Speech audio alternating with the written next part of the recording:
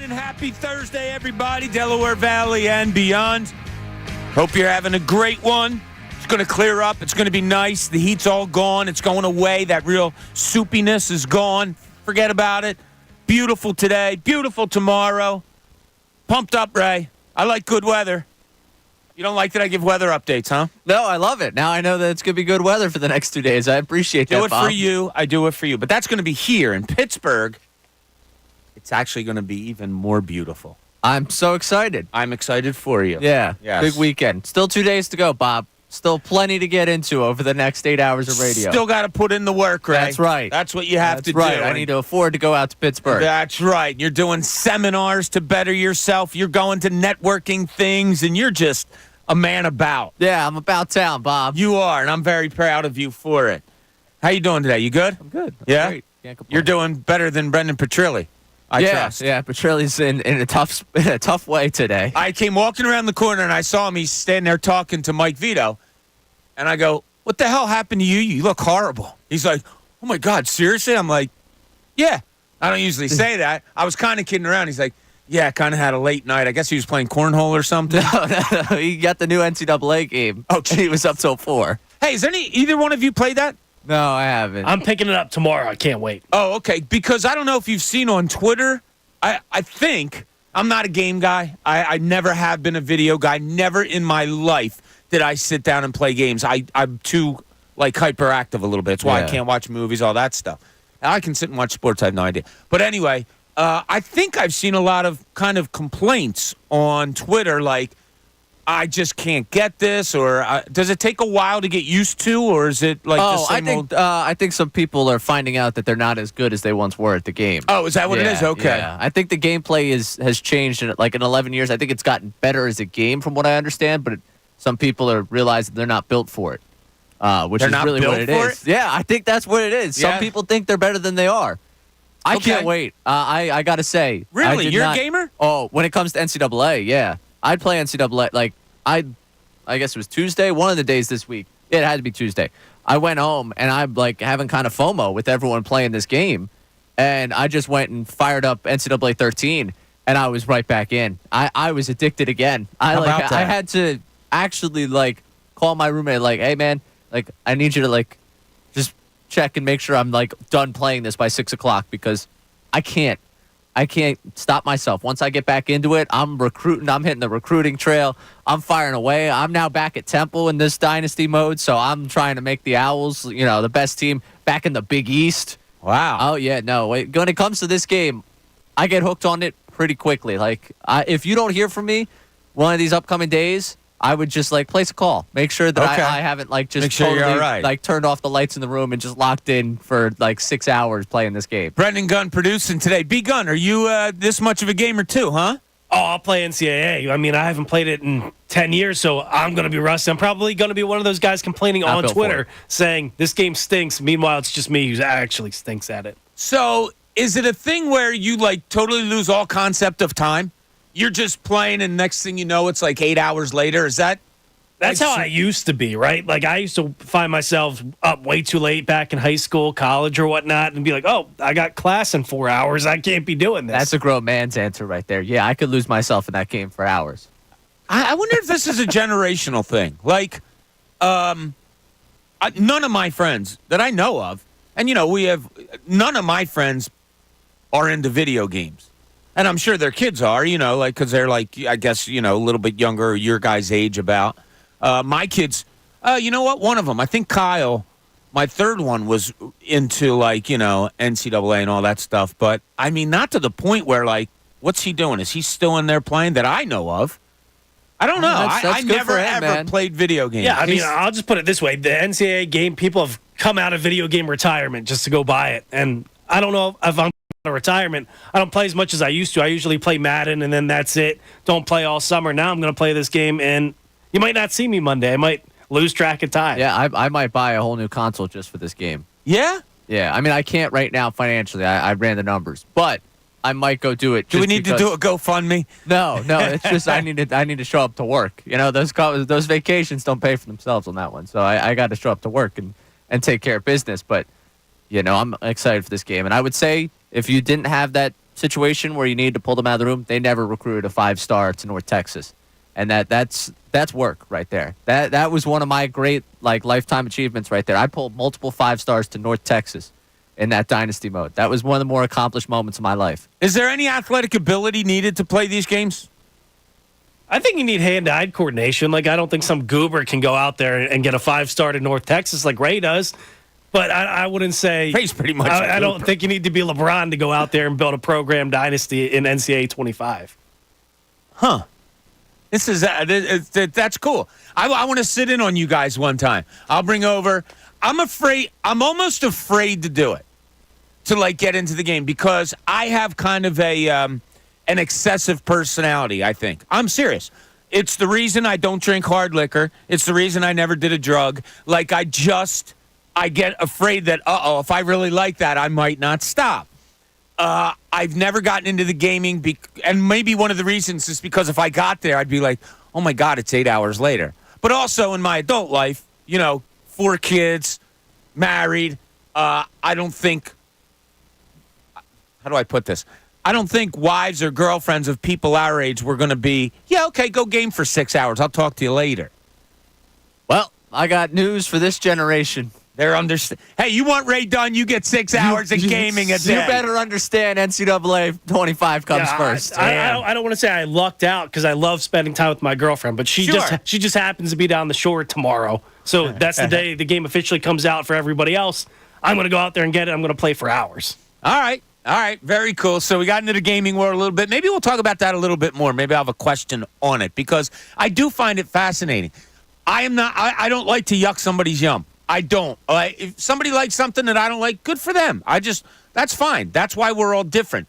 I kind of want to get into it more a little later, because I don't understand it. I couldn't understand being alone in a room for 8 hours playing a game and thinking it's the end-all, be-all. That's just me, but I'm not going to take it away from you guys at all. So we have a lot to get into today, but first we got to read this thing.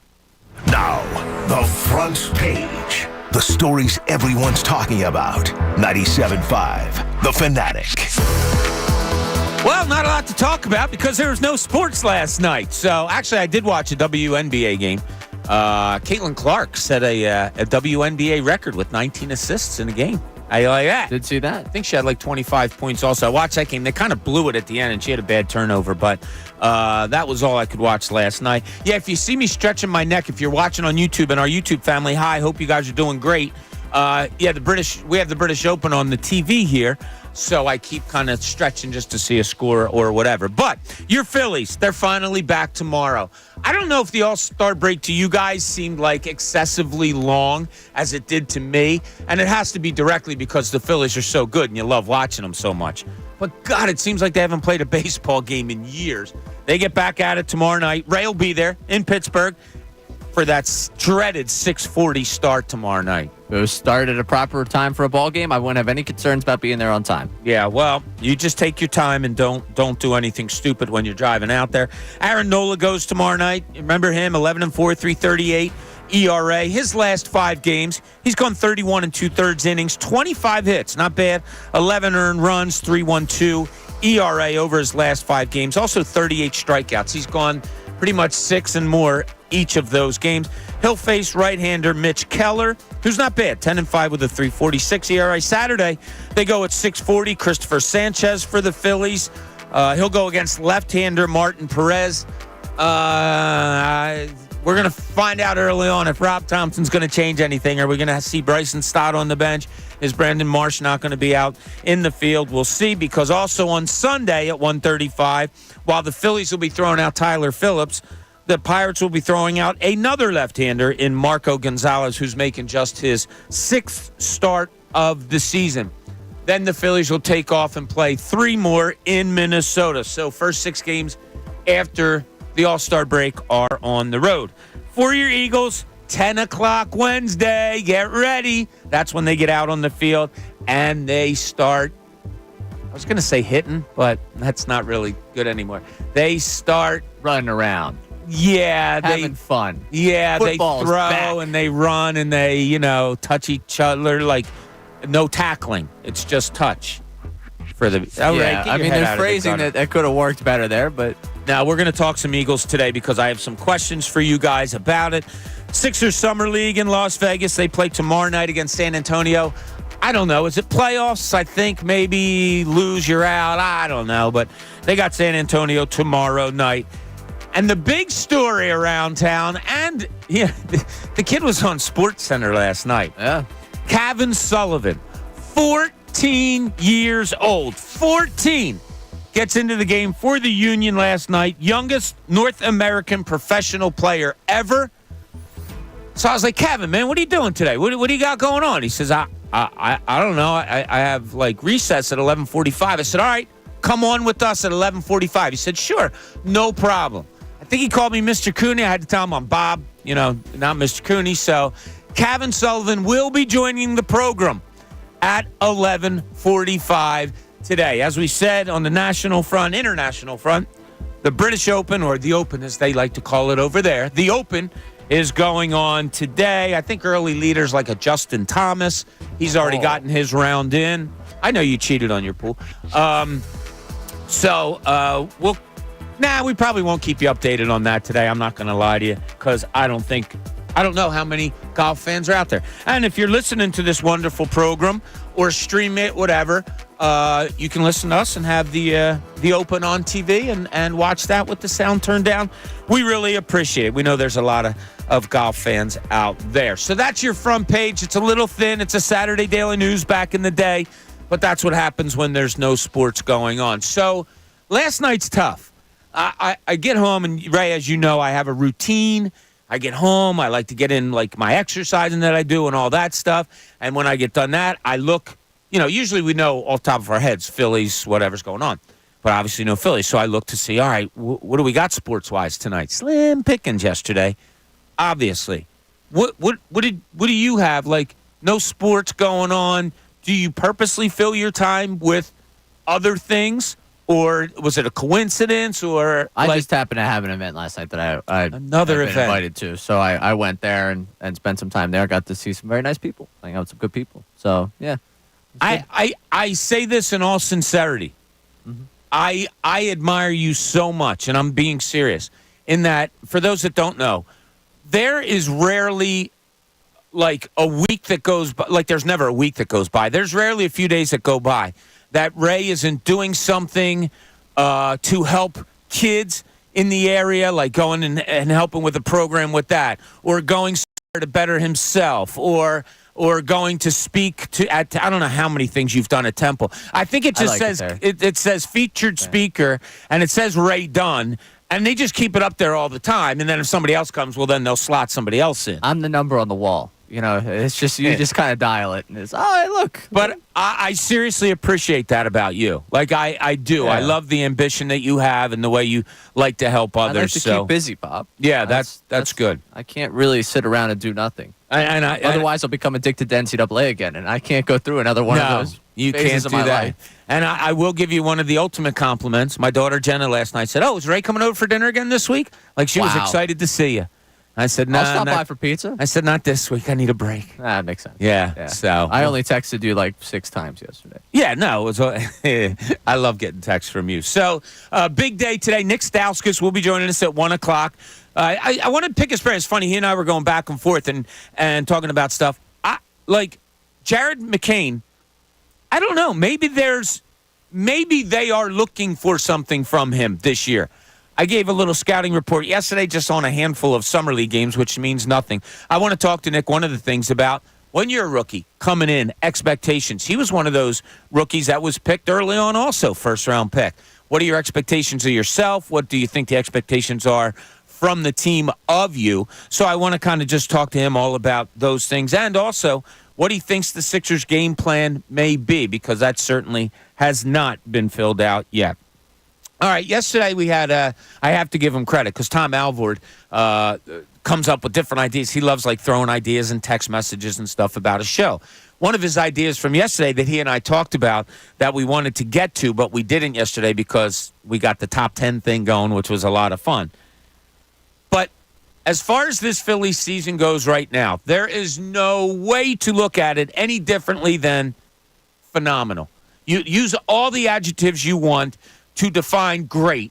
And that's what the first half of this Phillies season has been. And you can break down individuals and all. There's been some great performances. There's some that have been good at times, can be better. All of those things. We have a lot of answers about the Phillies in the first half, I feel like. But I'm going to put out to you two, because mine first. What's your biggest concerns or questions when it comes to the Phillies in this second half? I have mine. And I hate to say it, I think it's legit. And I hate to say that Rob Thompson may scare me a little bit in that he might not see it until it's, I don't want to say too late, but until it's happened too long. I think there's something wrong with Jose Alvarado. I don't know if it's his release point. I don't know what it is. I'm not saying drastic measures have to be taken, but he is my biggest concern going forward in the second half. I know that surprises you because you probably thought, Ray, that I was going to say something on the Bryson Stott, Brandon Marsh kind of thing. But right now, thinking about it last night, that is my biggest concern. And that's not bad for this team because you have Strom, another lefty. Soto, another lefty, had a really good string of like 12 games, has shown that he can pitch well. So it shouldn't be that big of a thing. But it is my biggest concern. First of all, your agreement, disagreement on that, and then also I want to hear what maybe your biggest concern is, right? Yeah, I hadn't even thought on Jose Alvarado. I'll be honest with you. I don't know what it is. I It's got me. Thought he was going through one of those stretches, and I thought potentially he was just reaching a point where he needed some time off. So maybe I'll reassess that after I see him the first couple of times after the break, because I think that's probably when it looks like a guy doesn't. And you say release point. I don't know if he lost where he was, the slot he was thrown out of, or if he doesn't have one of his pitches right now. He just didn't seem like he had the same command, and he was putting the ball where he wanted to those last couple of times out there. And I thought, okay, probably a good time for a little bit of time off for him. Maybe rest up the arm. Maybe he's at a point where he's just thrown a number of innings and he needs a little bit of break. And he's always high leverage. So, I mean, that's always high-stress innings for him. Yeah. So I haven't found myself concerned about him just yet. So that's all right. That Nothing would be wrong my with disagreement on that one. If I'm going questions, I'll keep it with pitching, and it's not – this is a luxury problem and a problem that doesn't really have to do with the postseason, to me. Just how they're covering all the innings, how they're getting outs. Just right now, I look at the depth they've got. I don't know when they expect a Taijuan Walker, or they expect, Turnbull. We talked about if it was 6 to 8 weeks from when he was hurt, it was towards the end of August. Tyler Phillips, nice start. First time he went out there, looked good. Second time he went out there, looked good. I don't have anything beyond two points of data for him in the major leagues. I think we were pretty clear on our viewpoint on Mercado earlier this week. So I think just covering out, getting through this stretch, and they have like the 7th or 8th hardest schedule in baseball to close out this season. That's not going to undo the greatness we've seen from the first half of the year. But when I look at who they're throwing out there every fifth day and how they're covering those innings, getting outs, that's a question mark for me going through the rest of the season. I don't think it's a season ender, a life changer, but in terms of just getting through the next 2 months towards the postseason, getting you where you need to be to set yourself up for the postseason, I do have questions. If every fifth day I'm wondering, is this guy going to get me through 3 innings? Is this guy going to get me through 5? And am I going to tax the bullpen during this incredibly long stretch of difficult teams coming up, where I don't want to tax the bullpen every fifth day because some guy can't get out to the major league level? That's a good problem to have. It is. As Larry It's a luxury Boa told problem. us, it's a great problem to have. B. Gunn, any concerns, questions that you may have specifically about this Phillies team in the second half? Yeah, right now, and I want to make it clear, like it's kind of like the world's tiniest violin, all these kind of problems. I still think we're the best team in baseball with everything going on. My concern would be Ranger Suarez and if he can go the distance, because we've never seen it before. That's more of an unknown, more so than it is an actual scare for me. That's a good one. He's only pitched his max ever in a season was 155 innings. Right now he's at 114. So he's creeping up on it. We saw what happened before the All-Star break. He started to struggle a little bit. Let's see if he can pick it back up. And then if he does pick it back up, is he going to hit another wall, or is he going to be able to push it all the way to the finish line late October, early November? I like that. That's a good one. And that's legitimate. And as you said, it's just a question. It's a wonder. There has been signs, over the last few days. We had somebody on. We had a Phillies somebody on that said they just think he's tired. There's a lot of things going on with that. We'll see. After this break is over, we'll see. Maybe he's more the pitcher he was at the beginning of the season. Okay, like I said earlier, I do have some Eagles thoughts. I've let it be known before. Maybe you're not going to change my mind, and I don't want to say ease my mind because I'm not grossly concerned, but I think I'm looking at reality when it comes to this Eagles defense. I want to see if you guys are there also. So I have something specific I want to bring up to you guys to see where we are. Also, Ray has our first question of the day that he gave to me a couple days ago. It is phenomenal. I'll bring that up after we get some Eagles talk in so that we have some Sixers, Eagles talk, Phillies talk that you can chime in on. But we're also going to have a question out there for you that's really fun, and you got to think about it when we give it to you when we get back. This is Middays. Bob Cooney, 97.5, The Fanatic.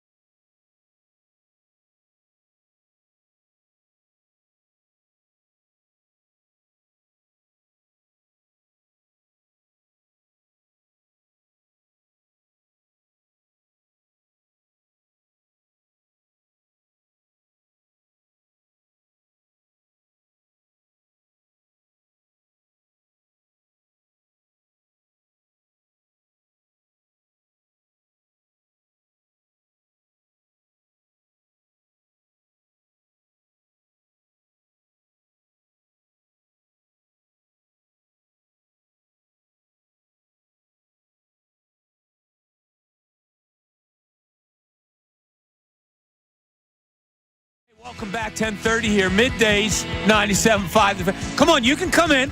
All right, somebody owes me money. You can interrupt the show and put it on this table right here. All right, good man. There we go. That's for last one? Are you playing this time? Oh, I can't. You know, you have people that make millions and millions of dollars here at the station. Getting $10 out of them to play a pool is like, oh, my God, pulling a feather out of Ray's butt. It's ridiculous. What? Unbelievable. Why? I have no idea why I said that. Why in the world? I don't know. Why would you say know. that? I don't know. I don't know. What? I apologize. Yeah, what in the world?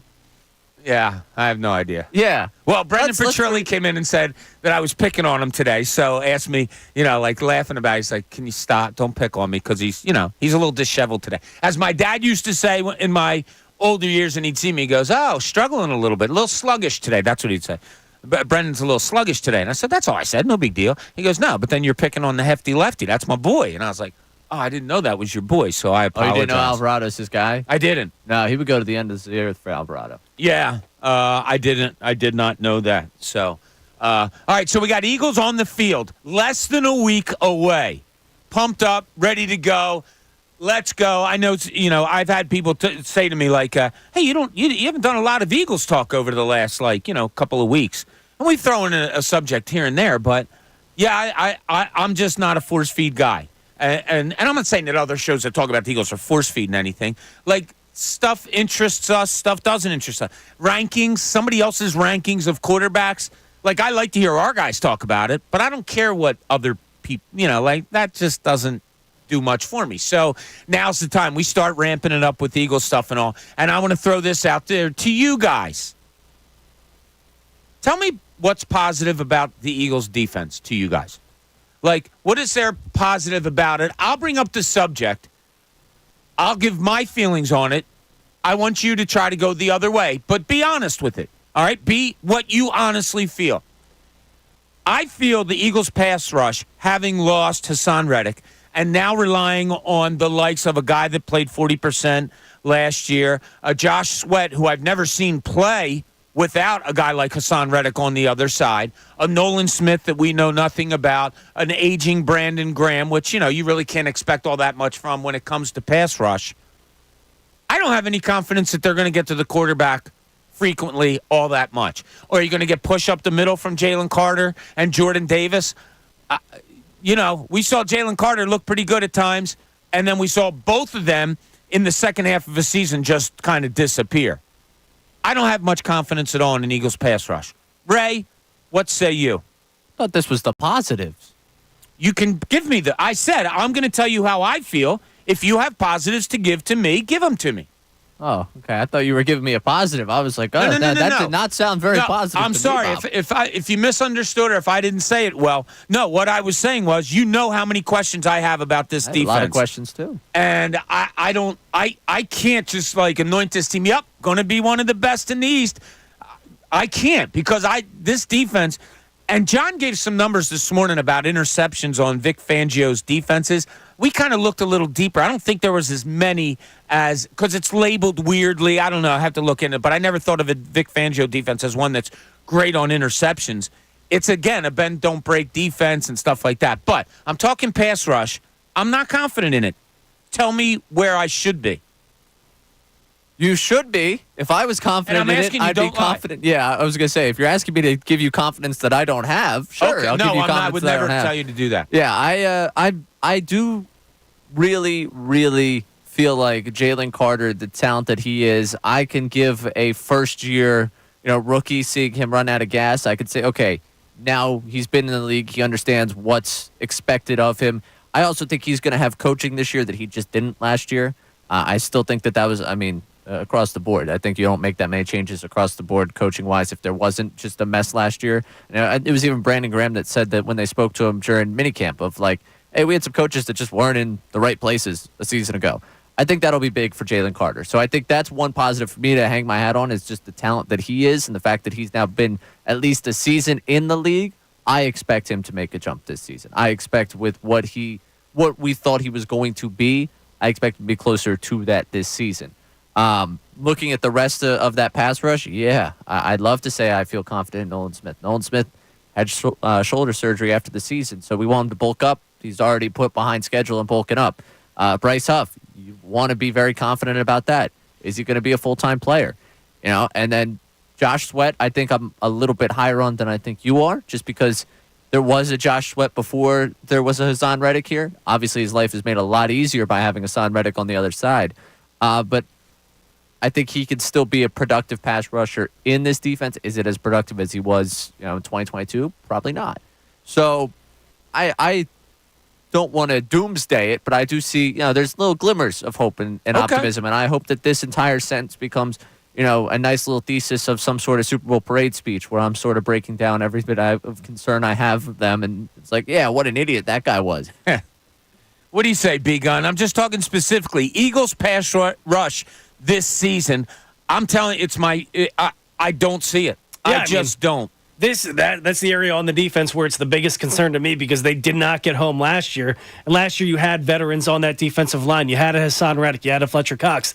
This year there's a bunch of unknowns, but maybe, just maybe, the ceiling could be a little bit higher because we don't know what it is. Last year we knew what that ceiling was going to be. You knew what you were going to get out of a Fletcher Cox. You knew what you were probably going to get double-digit sacks out of a Hassan Reddick. Right, so the ceiling was high, but you knew what it was. This year we don't necessarily know what it can be. Bryce Huff can go out there and maybe he does not double his sack numbers because he got 11 last year, but maybe he goes out there and he proves that he was worth that contract. He gets to 15 sacks. You go out there, Jalen Carter's been compared to Aaron. Oh, wow. 15. That's a big number. That's what that would make me feel good. Yeah. That's what they're banking on, sure, right? You're right. They have to be. If they're going to go out there and play 75% of the snaps up from 42, which he's played his career high last year, he had 11 and 42%. You kind of have to hope it goes back up to somewhere between 13, 15 sacks, or else you're taking a steep drop-off from what was already a steep drop-off from the season before last year. Yeah. Bryce Huff, I'm expecting you need that out of him. Jalen Carter's been compared to Aaron Donald since he's been drafted. This is the year to go out there and prove it. Last year you had hit the rookie wall. There's no excuses this year. Who's the most important player on the Eagles as far as pass rush goes to you? I'll go to you first, Ray. I would say Bryce Huff. Okay. I think he was brought in, and this does kind of reek of Howie Roseman. Look what I did once. I could do it again. Signing him for a similar deal to Reddick and expecting the production of a guy in the league that, okay, we've seen it a bit, but can he be that premier pass rusher on a defense? I think he got paid, and the pressure comes with getting paid, and I think that ultimately his role here is going to be the biggest difference for what they have as a pass rush. How about you, B-Gun? I would say it has to be Jalen Carter to me. You get pressure up the middle, that alleviates anything you're going to get on the edge anyway, because if Jalen Carter is just getting pressure, not even sacks, right up the middle, that's forcing the quarterback to either roll out, which is going to lead to more sacks for the outside, or he's just getting home and causing turnovers. So it has to be Jalen Carter to me. If he's not performing, then I don't see the rest of the defensive line performing either. I think it kind of not even the defensive line, the whole defense. If Jalen Carter's not what we expect him to be, I really don't see the defense amounting to much this season. It's a good answer. I mean, if he gets some doubles or something in there, which I assume that's what's going to happen early on. I think it's going to be go ahead, Josh Sweat. Go ahead, Bryce Huff. Let's see you guys prove it to us, and then teams adjusting that way. So I think Jalen Carter's a really good answer. All right, we talked about one of the biggest stories, not only here in town, but kind of around the country. 14-year-old Cav Sullivan makes his debut for the Union last night, and Ed in Elkins Park wants to talk about it. Ed, you're on 97.5 The Fanatic. Yeah, how come soccer enables a 14-year-old kid to play at the highest professional level, and you would never think about this happening in the four major sports, unless it's 14-year-old LeBron? I don't know. But what's it about soccer that allows a 14-year-old kid to play at the highest professional level, but you wouldn't think about it in the four major sports? Well, you have to look at it in a few ways. The rules allow it, so that's one thing. In other professional sports, rules do not allow it.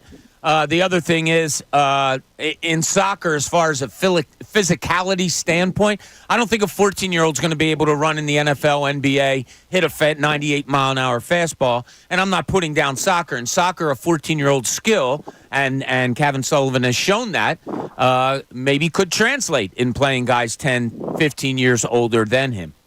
Okay, it just sort of shocked me. I said, really, a 14-year-old kid playing professional sports? Okay, thank you, though, Bob. All right, Take yeah, care. and he'll be joining us. Kevin will be at 11:45 today to talk about his debut. And this takes us into the question, the first question of the day. And we like to throw fun questions out there, but we'd also like to talk for you to talk to us about Eagles, Sixers, Phillies, whatever you want to talk about before you answer the question. And the question is this, posed by Ray Dunn.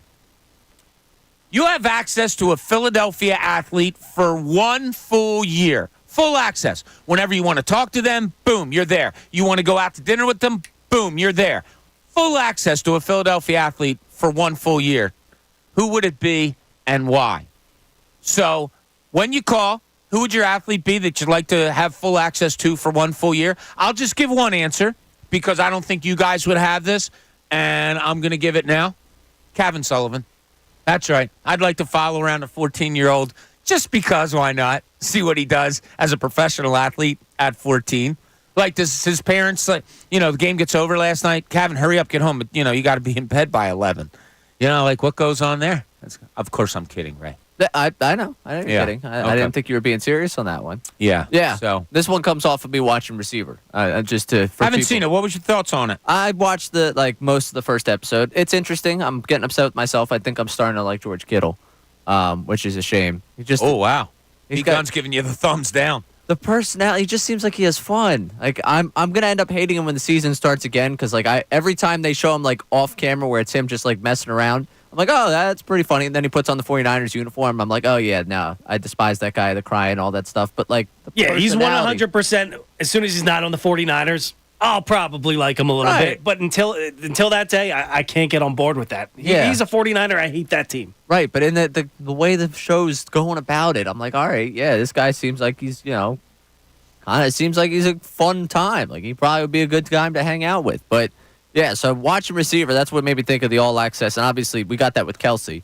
So I started thinking, well, if they could do another Kelsey, if you could get another sports, whether it's athlete or sports figure, because I think there's a couple figures in this town, or a couple, like, current, but, like, coaches, executives, like, I think there's probably a few that some people would like to follow around for the next year as well. So yeah, I think it's a really interesting question. We're going to get a lot of good answers. We have some obvious ones out there. Mine's not as obvious, and I'll give it after some of you want to chime in with yours. It's 610-632-0975. We got Phillies talk, we got Eagles talk, Sixers talk going on.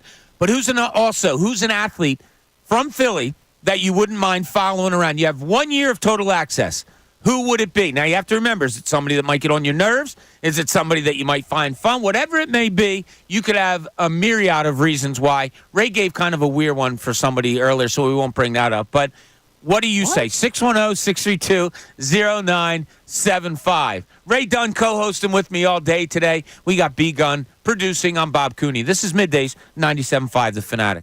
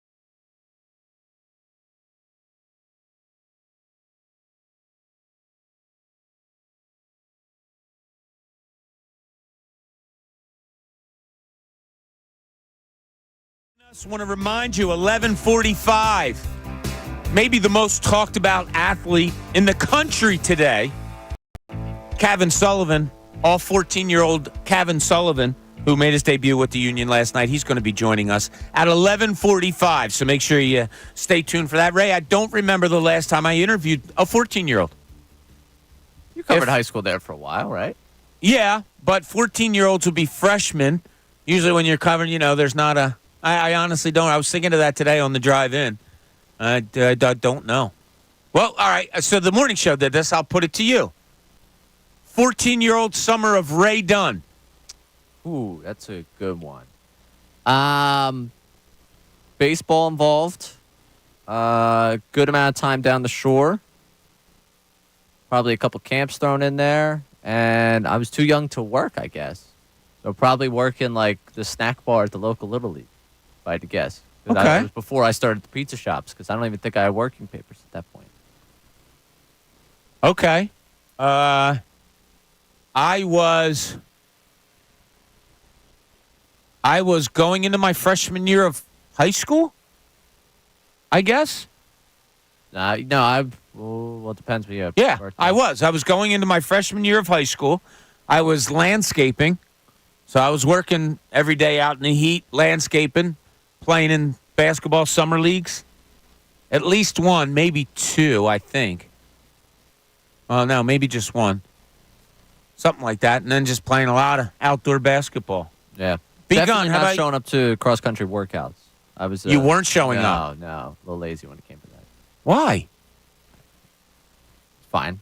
I was like Embiid at the beginning of his season. I didn't need it. I just ran myself into shape. Those first couple races were getting me into shape for later on in the season. Do you ever wonder how much better you could have been, Ray, had you been more dedicated? No. I think I do the Broad Street run every year as a way to punish myself for not trying harder. All right, nothing wrong with that. B Gun, 14-year-old B Gun. 14, just hanging out with friends. My dad tried to make me caddy for the summer. Where? Some place called Springhaven. It's just okay in Media, or Wallingford, technically. Went for a day, ran into some kid the grade below me. He was a member there. We snuck out and got food with his parents' code instead of caddying. That was the last day I went. My dad was pretty ticked. Was not happy. Wow. I mean, yeah. What was the punishment for that? I didn't get $20 for the weekend. I don't know. No. He's like, you got to earn your own money. Wow. Oh, there's some in my contact. Ray, talk for 1 second. Every time we get a story from B Gun's youth, it's more and more intriguing. I gotta say, if B Gun wrote like a memoir on like his first 25 years of life, I'd read it. I would. It'd be pretty entertaining. Yeah, I gotta be honest with you. What other stories you remember of him? Him sneaking in for the Roy Halladay no-hitter. I did that. I told another story on the air about we climbed on a roof one time at the wedding facility. Long story short, the chef left the door open. Somebody else thought we broke in. We ran away. Cops pulled up, ran away. They kicked down my friend's door. Oh, wow. It was all for nothing, but it was an entertaining story. Yeah. No, that's the short version of it. Yeah, he's got some good stories. Like every time B Gun, we do one of these conversations, I'd like sit here like, oh yeah, here's something, kind of mundane, and then B Gun's like, yeah, I was running from the police, and back in my day. Yeah, I don't know how you compete with that. He was a ruffian back then. Yeah. I'm here now with the popo. Yeah, at least he's here and good to go. Okay, I'm going to bring up another position when it comes to this Eagles defense because more than most, maybe, I'm not going to say I'm down. I think in my mind, I'm being more realistic that I just don't think this is a good defense right now, and I have way more questions than I have answers. And when people say, well, yeah, but this could be a positive, okay, but, there's also a lot of evidence that says it might not be. Also, we're talking about a Philly athlete that you had all access to for 1 full year. Who would it be and why? 610-632-0975. Love to hear from you today. Don't forget, Cav Sullivan will be joining us at 11:45. Nick Stauskas at 1 o'clock to talk some Sixers basketball. Mitch in East Windsor, you're on 97.5 The Fanatic. What's up, Mitch? Come on, guys. Hope everything's well. Everything's good. I would say Bryce Harper, guy who came up as a catcher, played a great center field, and taking it easy in first base. Might win MVP, and I love to see him. He came up also with Joey Gallo and Chris Bryant from Vegas. what is taking so long to bring baseball and basketball? And thanks for taking my call. All right. Thanks, Mitch. Appreciate it. What did he say in the last part? What's taking so long? To get baseball and basketball, I assume to Vegas. Oh, Where he's going with that? okay. Yeah. To be clear, this is not so much. I like hang out to me. I see this more as getting like the Kelsey type back scene, like backstage access, like that we get like with. So we're talking more like media all access. Would you Yeah, say? yeah. Okay. All right. We'll put it at that. You have total media access to a Philly athlete. Who would it be? Now, total access means you pretty much can call when you want. Yeah, but I don't want to turn the like if they did the Harper documentary, people aren't watching it to see Harper sit down to dinner with me. Right. I want to see. Oh yeah, wow! Look, Harper, he's going to hang out with fill in the blank celebrity here. Or now, I mean, he seems to be in pretty much dad mode. Like even at the All-Star game, kids running everywhere. He's full blown dad mode. Yeah, cool. Holding hands on the red carpet, I believe. Well, he was alone on the red carpet at one point with the cowboy hat and the boots and the big belt. Yeah, which another all-time pandering move, but this time just to Texas. Cool. The guy fits in wherever he goes. Well, he said that on purpose. He said, I dress like where I go. Yeah, which He said that, which is funny. And then they tried to call him out a little bit because he was speaking with that twang to it. And somebody said, like, oh, you got the dialect out. He's like, I don't want to Brian Kelly myself. I was from Notre Dame. But he's like, family. Yeah. Terrible. Why was so it terrible? cringeworthy. Why was it terrible, B-Gun? Tell me. Why didn't you like it? Because he's a fraud. Why didn't you like it? Because he bailed on the best college football program in the world to go join family. Like nobody has time for that. Yeah, that's right. Another Notre Dame fan disappointed. Day that ends in Y. Well, I'll tell you what. That's how I grew up. My dad every Saturday, was a Notre Dame game on, Irish Catholic family, and so on and so forth. And earlier, like 20 years ago, my friends and I, for I think three consecutive years or something like that, we went out to Notre Dame to see a game, which was just an experience, whether you like the school or not or whatever. It was really cool. I was so glad because of that. Because all right, Notre Dame is a little bit in the blood. I was so glad that Brian Kelly left because I did not like him a little bit. No, he's just I don't want to say a dirtball because he never cheated per se, but he was always a scumbag yelling in people's faces. He got in trouble at practice a couple times, sent up a player to go, or a scout to go up there illegally. Guy fell, passed away. Unfortunately, Brian Kelly didn't really show any remorse for it. So, I mean, he's not my favorite. Yeah, not my cup of tea is, I guess, how I would put it. All right, when we get back, I got something I want to throw out there again to the boys because it's a position on this Philadelphia Eagles defense that, again, I am just very suspect about. That, we'll get into some more Phillies. A look ahead. Ray mentioned the schedule. It's not easy coming up, but that's what makes it fun to me when you have one of the best teams. No, I'm sorry, when you have the best team in all of baseball. 610-632-0975. Check in with us. Our question of the day. You're like a media member. You have all access to a Philly athlete. Who would it be and why? 610-632-0975. This is Middays. Bob Cooney, 97.5 The Fanatic.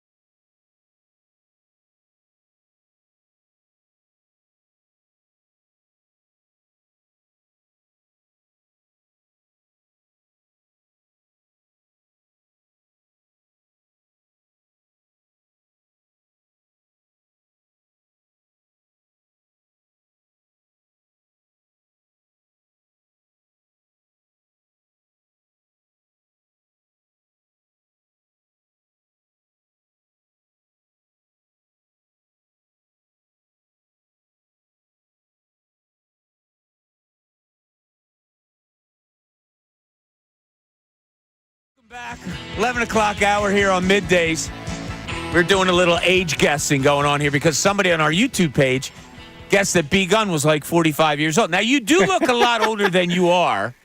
See, although when you first started here, no, in a good way. Like you look, I get that's the first time I've ever gotten 45. So I mean, that's a little much. You need 5 fingers to the face. Whoever said that, but no, I appreciate you listening. But I'm not 45. I mean, I'm 30. But before I told people my age, they thought I was like Ray's age. I thought that when you first started working here, but you didn't have the beard going on then too. And working here does age you. Quickly. It does. And so does Philadelphia sports. So having to talk about it 24/7, that'll do it to you. Yeah. Pictures of me 2 years ago, man. Oof, I look like 30 years younger. 30 years younger? Yeah. Well, we had one of our new people, young people, come in, and I called him in to guess my age. And he guessed 6, 8 years too young. So that was cool. Yeah, that was better than 15 years don't too you old. Start. It's exactly right. But when you're 30, somebody guesses 45, it's funny.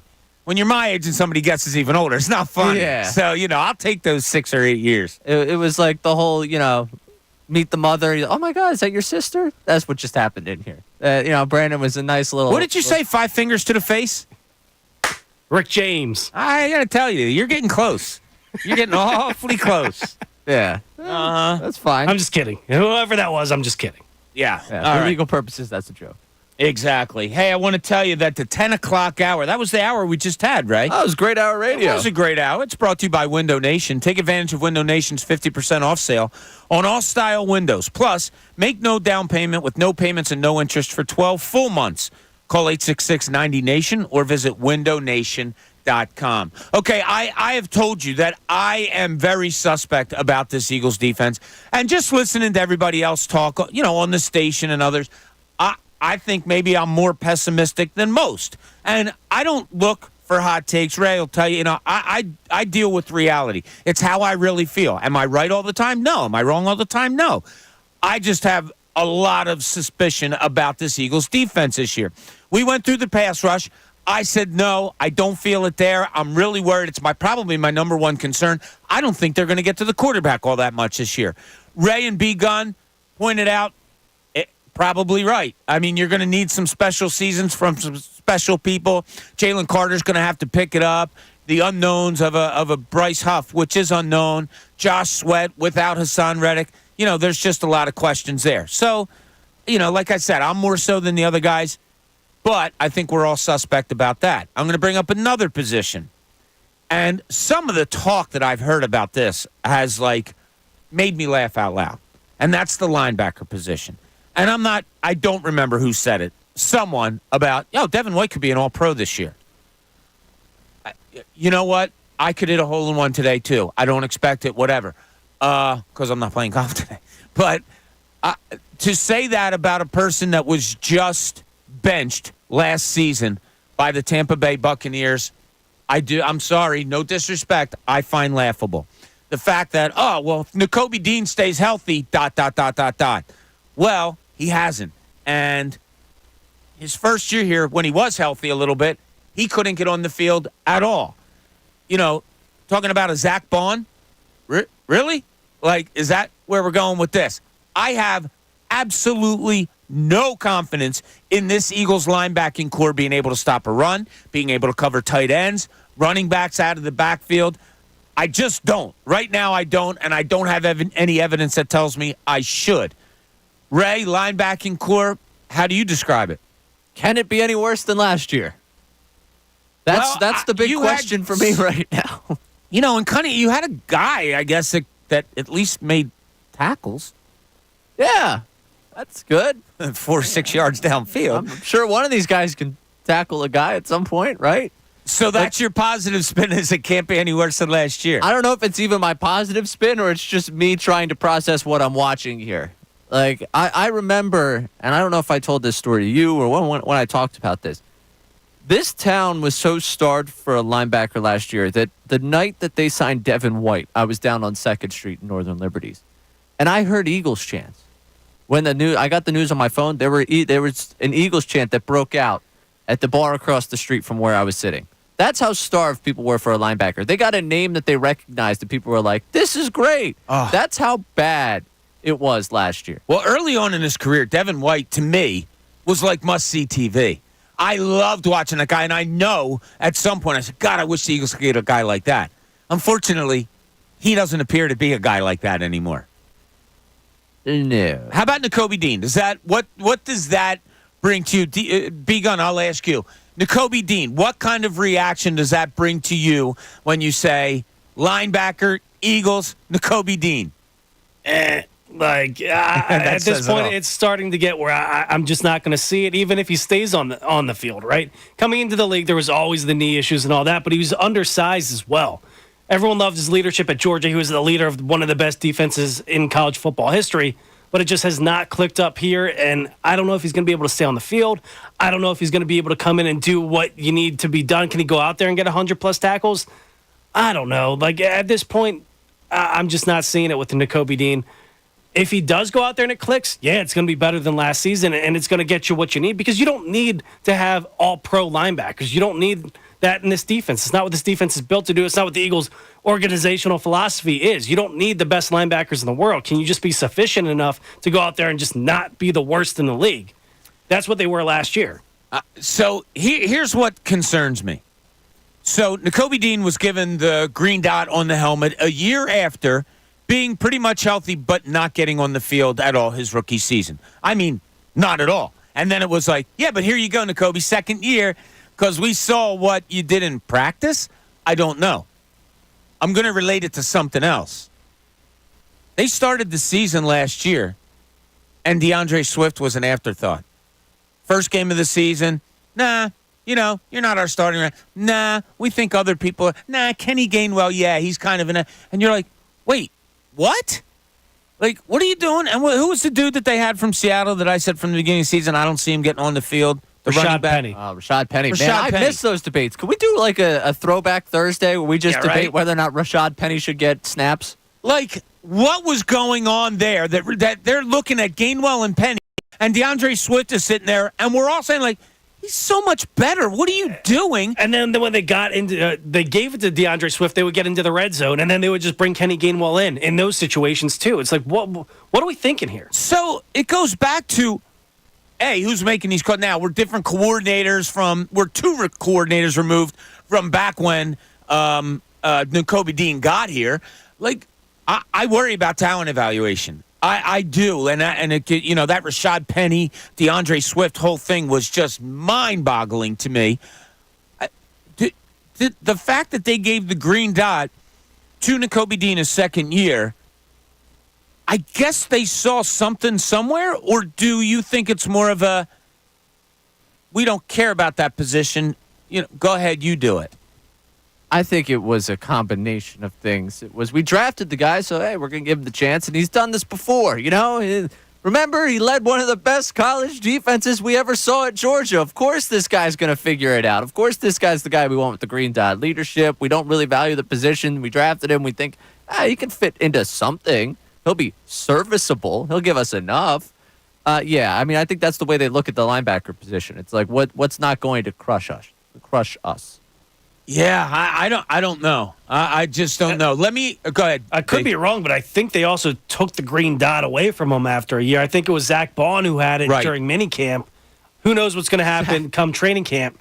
But if they gave it to him based on what he did in college and then took it away a year later based on injury, what does that say about him, and what does it say about the linebacker core that you're giving the green dot to Zach Bond, who's never played that position before? With all due respect to the man, because I'll be honest with you, my familiarity with his game prior to his stop here in Philadelphia is rather minimal. Just the idea that they're bringing in someone that was, he's kind of, he can rush the passer a bit, maybe a little bit of special teams, but he's going to be the off-ball linebacker. And not even just that, he's the first name that comes up when I think it was Fangio talking about the linebackers. That was the first name that came to mind of Zach Bond. That is the solution in terms of, we drafted this Nakobe Dean guy a few years ago. We brought in this Devin White guy who was a former first-round pick. And Zach Bond is the answer to everything we need at off-ball linebacker. That is one of the more laughable storylines of this offseason so far for me. And again, I really hope that this becomes the soundtrack to an incredible highlight tape of him having an unreal season where Absolutely. where Howie Roseman bet the house and won on this one. But my goodness, We talk about the holes that they had on this defense a year ago, and their reaction to that is, that guy that got benched down in Tampa Bay that is probably best when he blitzes, but we are going to run a scheme here where we're going to just kind of sit back and let it happen. That's the linebacker we're going to take in. On top of that, let's go grab a linebacker that hasn't really done this job before, and let's just bring him in there. The patchwork there for that position is so mind-boggling to me. I can't believe that we're sitting here a week before training camp, and we're talking about if Nakobe Dean stays healthy, if Devin White fits a scheme that doesn't seem like his entire career has projected he will fit, and if this guy who hasn't done this job before takes over as the leader of this room and ends up playing that position that he's never done before and succeeds, that's what's going to be the winning formula for the middle of that defense. Like, sometimes the solutions that we find here are so laughable and so unbelievable that I just hope I'm the dumbest person in the room when this all finishes. I hope I'm the dumbest person where I'm looking at this and it's like, well, how could you not have figured that Zach Bond, Devin White, and Nakobe Dean patched together was going to be the answer at off-ball linebacker? Because right now I am still, I guess maybe my brain's de-thawing or thawing out or whatever the word is for it with the birds, where I've just had this frozen thought in my brain about what they're doing at the linebacker position for months. And now that we're finally getting back to it, I'm like, how in the world is this going to work for The best part about this conversation was me and Ray were supposed to tell you something positive. And then this is the reaction the linebackers. Well, that was the most positive we could be. But I said to you to be honest. Yeah, so that was as positive as we we could will be. never do that on this show to say things for the fact of saying things that we don't honestly believe. I think Ray and I are built like that. I know Amy is too. Like, we don't throw stuff out there that we don't believe. So, B-Gun, I'm going to throw this out. I think we're all kind of on the same page as far as this linebacking core goes. And I think probably most of our listeners and fans of the Eagles out there are probably there too. Give me one word to describe for you the linebacking core, and then I'll go to you, Ray. Adequate adequate is my word. Wow, I think that's high. For me, that's high. Wishful. Okay. I think that's what this linebacking core to be is.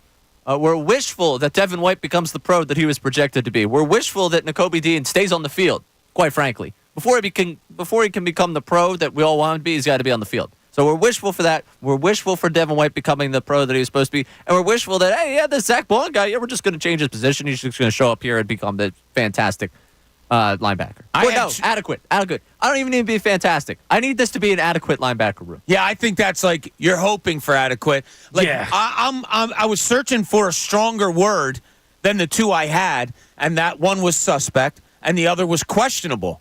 I swear, I'm looking for even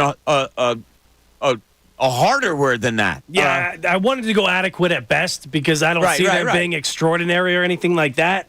I think if they're adequate, to me, that's a good season. That's what you want. If you get adequate out of the three guys that we just mentioned, and maybe you have to throw in a Jeremiah Trotter Jr. in there, I guess I'll take adequate all day long. Adequate in the eyes of the Eagles is giving your linebacker core an A, right? Yeah, right. Because that's all they're asking for out of those guys. And I don't know if they're going to get it done. Now, do they have a higher ceiling than last year's team of Nicholas Morrow and Zach Cunningham? Yeah, but you're counting on a guy to stay healthy, a guy that's never played the position before. Ray just got the chills when you said Nicholas Morrow, God. It's gross. Dude. But that's what I mean. At least you have some guys with a little bit of potential where there's a little bit of pedigree with a Devin White, even though he got benched last year. Nakobe Dean came in with a little bit of pedigree himself out of college, just never clicked in the NFL. And Zach Bond, I'm not going to lie to you, I didn't know who he was 6 months ago, but now we're here. Now he's the leader. Now we're here. Now, real quick, today's date, July 18th. Yes. I would like to figure out from the two of you, if you could give me the date in which we get our first phone call on this program for Jeremiah Trotter Jr. to be one of the starting off-ball linebackers. What date do you think that call comes in? I'll go the first Monday after their first preseason game. Okay. You done? I don't know if I can beat that because he's going to go out there, he's going to make a play in the preseason, and people are going to say, look at this kid. You know, he's coming from that great bloodline, the Axeman himself. He's going to come and he's going to lay somebody out on special teams. People are going to be calling for his name right away. Interesting. All right. So that would be August 12th. All right, I'm writing it down. Would be when we think we're going to get our first Jeremiah Trotter. I think I'm going to go earlier. August 7th to me. That Wednesday leading up to the first preseason game. I'm just thinking that at some point we're going to get like the camp story because someone's going to write a story about it. And it's, I mean, I imagine a number of the writers are going to write. There's that entire beat. There's a lot of writers. So I imagine that story is going to be written by a couple of different publications. And the way that people consume content by and large in the social media era is taking like a paragraph and just like letting one of the aggregators tweet it out and then just taking it out of context. And I imagine like there's going to be a nice graph in there about like Trotter made this play against like the ones and this happened. And someone's going to be like, huh? Yeah. Trotter's making plays left and right. He's got the name. He's got the game. Let me give a phone call to the station and tell him that I think it happens. The date is August 2nd, the day after the open practice. So that's a good point. That's pretty good. Go out there and call in. All right, we'll put you down for August 2nd. Lewis in, I think, Pennsauken. Lewis, you're on 97.5 The Fanatic. What's up, buddy? Hey, how you guys doing? Thank you for taking my call. Now, Lewis, if you had to describe the Eagles' linebacking core right now in one word, what would it be? I would say promising. Wow. I'll take whatever you're having today, Lewis. What's promising about it? Well, we have. I have faith on Junior Trotter.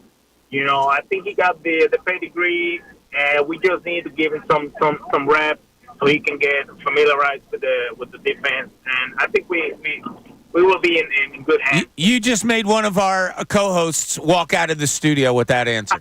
Really? Yeah, but. Hey, but I also wanted to share my Philadelphia athlete. Okay, I think this is a popular one, Lewis.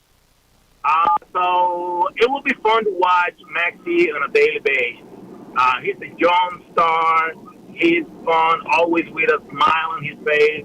I would love to see what he does to get prepared for the season and also how he conducts himself outside and what he does for fun. He's a great guy. He seems like it, doesn't he? Constant smile. Looks like he has fun with his profession. That's a great one, and we did get a lot of response. Thanks, Lewis. Appreciate it. We did get a lot of responses on our YouTube page. That also said Tyrese Maxey. We've also gotten some texts about it. We'll get to them in the next segment. Ray, what's the matter? Lewis, I don't know if you've got impeccable comedic timing or what, but the fact that we took that call. Think he was playing with you? A little bit. Hopefully. I hope. He's got the pedigree. We just got to wait for Jeremiah Trotter to get a look at him. I mean, that's great. So we're all wrong. First call came July 18th. It came 35 seconds after you proposed when it would come. I can't wait for Brandon to cut that one up in the back. Oh, well, that's where we are. All right, we have a lot to talk about today. Don't forget, Cav Sullivan is going to join us at 11:45 today. Who's he? Oh, yeah, he's only the 14-year-old that made his Major League Soccer debut last night with the Philadelphia Union. We're going to talk to him at 11:45. A whole lot more, a lot of Eagles talk, a lot of Phillies talk as they continue the season tomorrow night. Can't wait to get that winning feeling back on our television sets. 1 o'clock, Nick Stauskas will join us to talk about where the Sixers may be going, what their thinking may be, what his thoughts are maybe on rookie Jared McCain. All that and a whole lot more. This is Middays. Bob Cooney, 97.5 The Fanatic.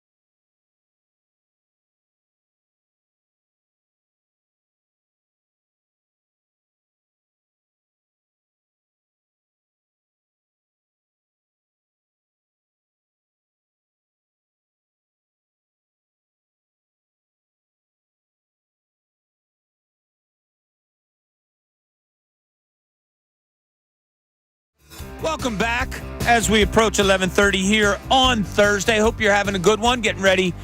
Best day of the week, as Amy and I always say, but get you ready for the weekend. You know, you just do today and tomorrow you can plow through easily. You could even be in, like, you know, as rough shape as Brendan Petrilli and still plow through the day. I'm teasing him. He knows I'm he's teasing in rough him. shape.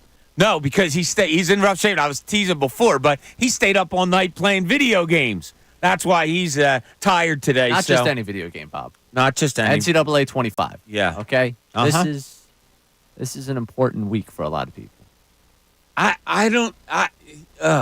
It would bother me if my kids growing up were like really into video games that I couldn't get them off of it. It bothers me, like, I don't know. I loved being a kid that was outside, out and about all the time, like doing stuff. And to this day, I'm still like that. Like last night, my wife comes out, or yesterday, my wife comes out, and I'm out back or whatever, and she's trying to talk to me about something serious, like, you know, oh, we have to do this, that, and the other, and I go, Leaf in the pool, and I just run and jump into the pool, and she just looks at me like, you're such an idiot, which I am. But, like, I just like being like that. Like, I love, you know, running around doing all those type of things. It bothers me when my kids come home and they're, like, sleeping in the afternoon, or if they were gamers like that. Don't you ever get anxious about just sitting in too long and doing that? Or it's pretty well documented how often I go on walks and how much I'm out. So, yeah, I do get anxious. This is the summer of Ray begun, if you haven't heard.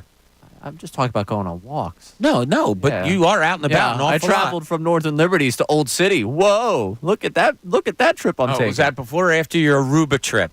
Well, before and after, because I go on walks a lot because I get anxious in the house. Going back to the original question. Yeah, see, you surprised me that you could sit and play a video game for like 4 or 6 hours straight. Bob, I'm trying to get 5 stars onto North Broad, man. It's a big deal, all right? I want to build a dynasty. It's a thing. I'm not the only one out there. I'm not crazy on this one. I'm not saying you're crazy. I'm not at all. Like I said earlier, I'm not going to put down something anybody else likes to do. Do I like to do that? Have I ever liked to do that? No. But I'm not going to say you're wrong or, misunderstand about how you do it. What if we could get on the phone with NCAA 25 and talk to EA and say, hey, let's get LaSalle football back. And you could take LaSalle Explorers to the national championship.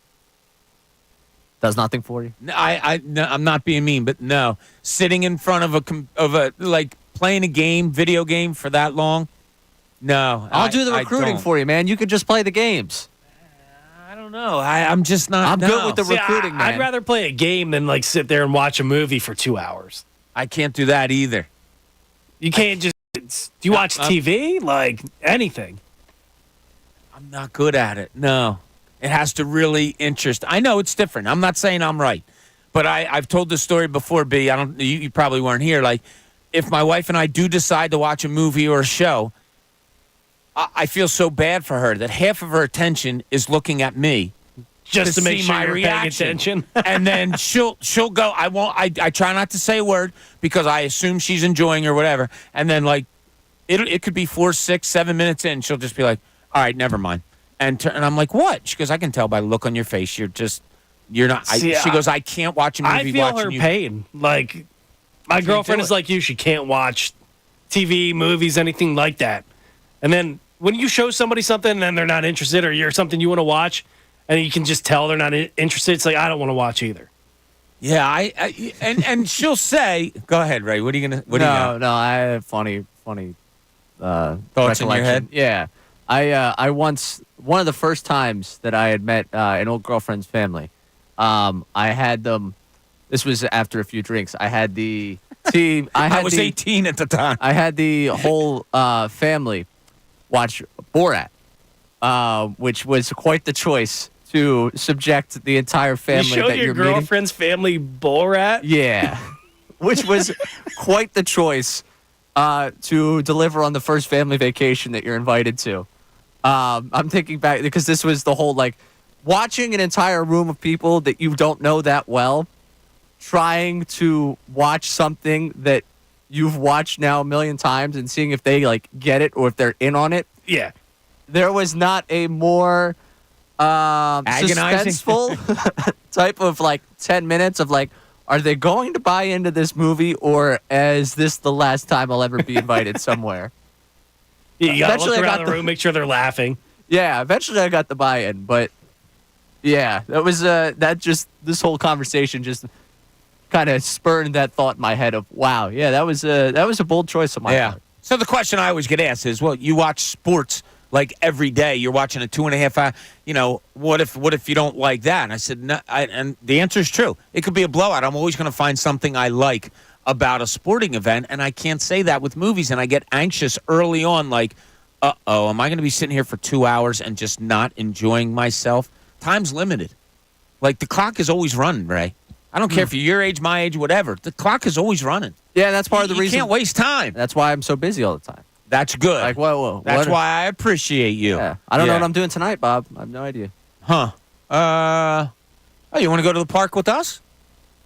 More than welcome. We're going to see a Jimmy Buffett tribute band or something like that over in Jersey. Last year we went to the same thing, and it was a, believe it or not, it was a Bruce Springsteen tribute band.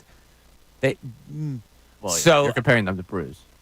No, I'm not. I don't care. Like, look, if you entertain, you entertain. I wasn't all that entertained, but whatever. It was fine. It's cool. It's nice weather. We'll be with friends. So they have food trucks. They have beer trucks there. Wow. So it's pretty cool. You're more than welcome, Ray. If you want to come over, I'll leave and drive. Wow. Whatever you want to do, it's totally up to you. All right, B-Gun, we were talking about earlier, Eagles. Okay. I don't know what that meant. What? I just got waved off from B-Gun. So it's like something's going on around here that I don't know about, but we should be good. All right, people told us that they'd like to get some updates on the British Open. Tiger Woods is currently 3 over. He's gone bogey, par bogey. Not good. Justin Thomas in the lead. He's at a 3 under. If you have Rory McIlroy, you're in trouble. Rory shot a 7 over today. He is done for the day. So a lot of guys still going off, still in the middle of the field, and other stuff happening there. Are we all right, B? Are you okay? Give me the thumbs up. We got someone on the line, Bob. All right, I just wanted to make sure he was all right because it looked a little stressful. Is it a guest? Oh, I have to read here? Oh, no way. All right. Are we ready now? Cav Sullivan is on the line with us already. Cav, thanks so much for being on the show. Bob Cooney here with Ray Dunn. How you doing today? Hi, I'm doing well. How are you guys? We're doing okay, but we're kind of wondering, like, I never played in a pro event in my life. Here you are, 14, and you've already been out there. First of all, congratulations on that. But the obvious question, and I guess you're getting used to all these, but, you know, you get the call last night. We see you go over on the sideline. You're about to check into the game. What could possibly have been going through your mind, your stomach, your head, everything, as you're about to enter this game as a 14-year-old? Yeah, I think stomach's the way to go. Definitely butterflies. A lot was going through my head. Honestly, I just wanted to play well. You know, start simple, make my way into the game. And then, yeah, sort of just do my best and give it all for my city. But, yeah, I thought I did well, and it was pretty cool after the game to celebrate with everyone. Again, a chance to celebrate was the name of the night, one for the team, but also for you and the family. Getting a chance to celebrate that goal with Quinn. What was that moment like for you, just for the two of you being on the same field and, you know, getting a chance? It was cool for all of us to get a chance to see you guys celebrate together, but what was it like for you? Yeah, we sort of planned out the knee slide for myself. When he knew I would go in, he thought if I were to score, I should hit a knee slide and do that celebration. But he took it. He took it for himself, and yeah, all eyes were on him. So I'm really proud of him, and it was really really cool moment for me and my family. Now, Kevin, at 14, and you know you're on a field with like Bedoya, guys that are in their 30s, you know, guys that are 10 years older than you. The physicality part of it is probably the first thing that comes to most of our minds. You know, at 14, you're not as physically developed as you're going to be in 4, 5, 7 years, and these guys are there. Is that something that you overcome with something else in your game? Like, are you just maybe faster, or maybe you are more physical than a usual 14-year-old? Yeah, well, I mean, the comments on all these Instagram posts they think I'm 30 years old, so I don't know. Yeah, I played up my entire life. My brothers are all older than me. and I've played 2 or 3 years up every single game in training. So yeah, I'm pretty used to it. I know you got to be quick with the feet, and you got to be one step ahead to avoid the contact from these big guys. So yeah.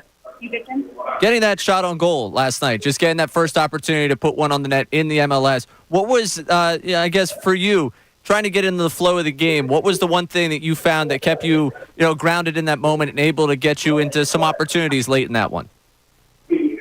I think having my brother along the way was really special, and he helped me prepare, and he helped critique me after the game. So just having him along the journey is really helpful, and he really got me integrated fast to this community and the team. So yeah.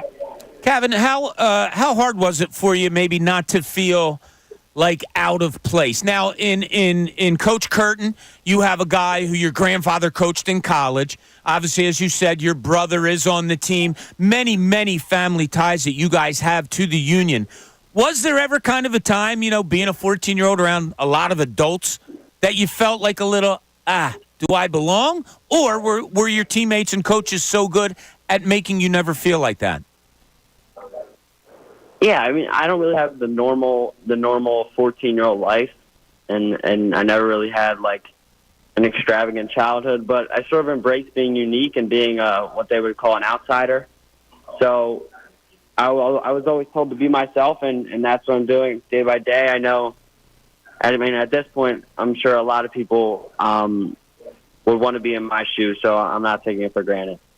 Kind of along that thought, is there anyone specifically in the organization that's been there for you? I know it's been a whirlwind of basically 2 months since you signed this contract that's been there to kind of help you guide along, and obviously you have your brother, but anyone else inside the organization that's kind of helped shown you the way with the Union?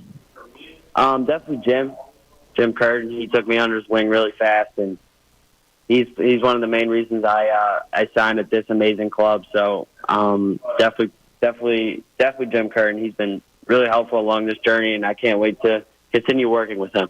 It's a good man to help you along. We're talking to Cav Sullivan of the Philadelphia Union. In case you live in under a rock, or in a hole, he's the 14-year-old that made his debut with the Union last night. So, Kevin, moving forward, you got a little bit of playing time last night. The team got a much-needed win, looked really good.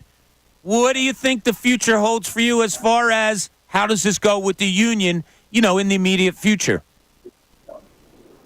I think just focusing on my development and yeah, I have a lot of work to do. I know that if I want to play, I'll have to work my tail off, and the only minutes I'll get is if those minutes are deserved. So yeah. One more for you here. I saw, talking, I think it was the clip on Twitter, talking with Sage Hurley after the game just about celebrating. And you joked you were going to go do more interviews. Glad we could be here for another interview for you. Yes. But did you get a chance to celebrate a little bit the accomplishment that you made last night, just getting on the field? Of course. Yeah, nothing more Philly than getting some Wawa after the game. So I got a quesadilla and a milkshake. That's awesome. Now, Kevin, the last thing here, and this is more of your grandfather, Larry Sullivan, longtime coach at Villanova. I think me and you have a connection here. So your grandfather, Larry, coached my son at Camden Catholic High School. Okay? I was probably on that sideline. You would practice with the team. You would come over on summer days and jump on the field and mess around, right? Yep. That was you. Okay, so I've seen you. I remember saying hi to you when you were a little kid and talking to your grandfather, Larry, and him saying, yeah, this kid's going to be pretty damn good. So I can lay claim as to having seen you play as a 6-year-old. That's awesome. We go way back. I guess you could say that. That's right. So that's why we're going to make you a regular on the show, Kevin. Much appreciate you calling in today. You know how much we wish you good success in your endeavor. And as I said earlier, in Jim Curtin, you hit it on the head. You have a great mentor to follow there. So good luck from all of us here. Thank you, guys. Thank you for having me. All right, Kevin. Thanks so much for joining us. Cav Sullivan, good job. I'll tell you what, you're going to look at him as, can this kid be physically mature enough to handle the, being on a field with guys much older and bigger and stronger? he handles interviews quite well because I've seen him on a few. He is really, really good and great to see. Love that he went to Wawa after the game and got a quesadilla or whatever and a milkshake. I need to figure out what quesadillas and milkshakes get me that successful. I was quesadilla and milkshakes. That's what we had in common at 14. I was also getting the quesadilla and milkshakes at Wawa. Exactly. So not after what he did last night. Awesome stuff. Awesome stuff there. Glad we could have Kevin on the line. All right, we get back. I still have to dissect a little more of this Eagles defense. I want to hear what you have to say. 610-632-0975. We've done the rush game on defensively, rushing the quarterback. We've looked at the linebackers. We got to go secondary next. Hear what you have to say. Also, the question of the day that we have out there right now, there's a Philadelphia athlete that you have all access to as a media member, all access to for a full year. Who would you want it to be and why? Best answer is going to get a pair of tickets to Fan Fest. 610-632-0975. We appreciate you joining us here. Middays, Bob Cooney, 97.5 The Fanatic.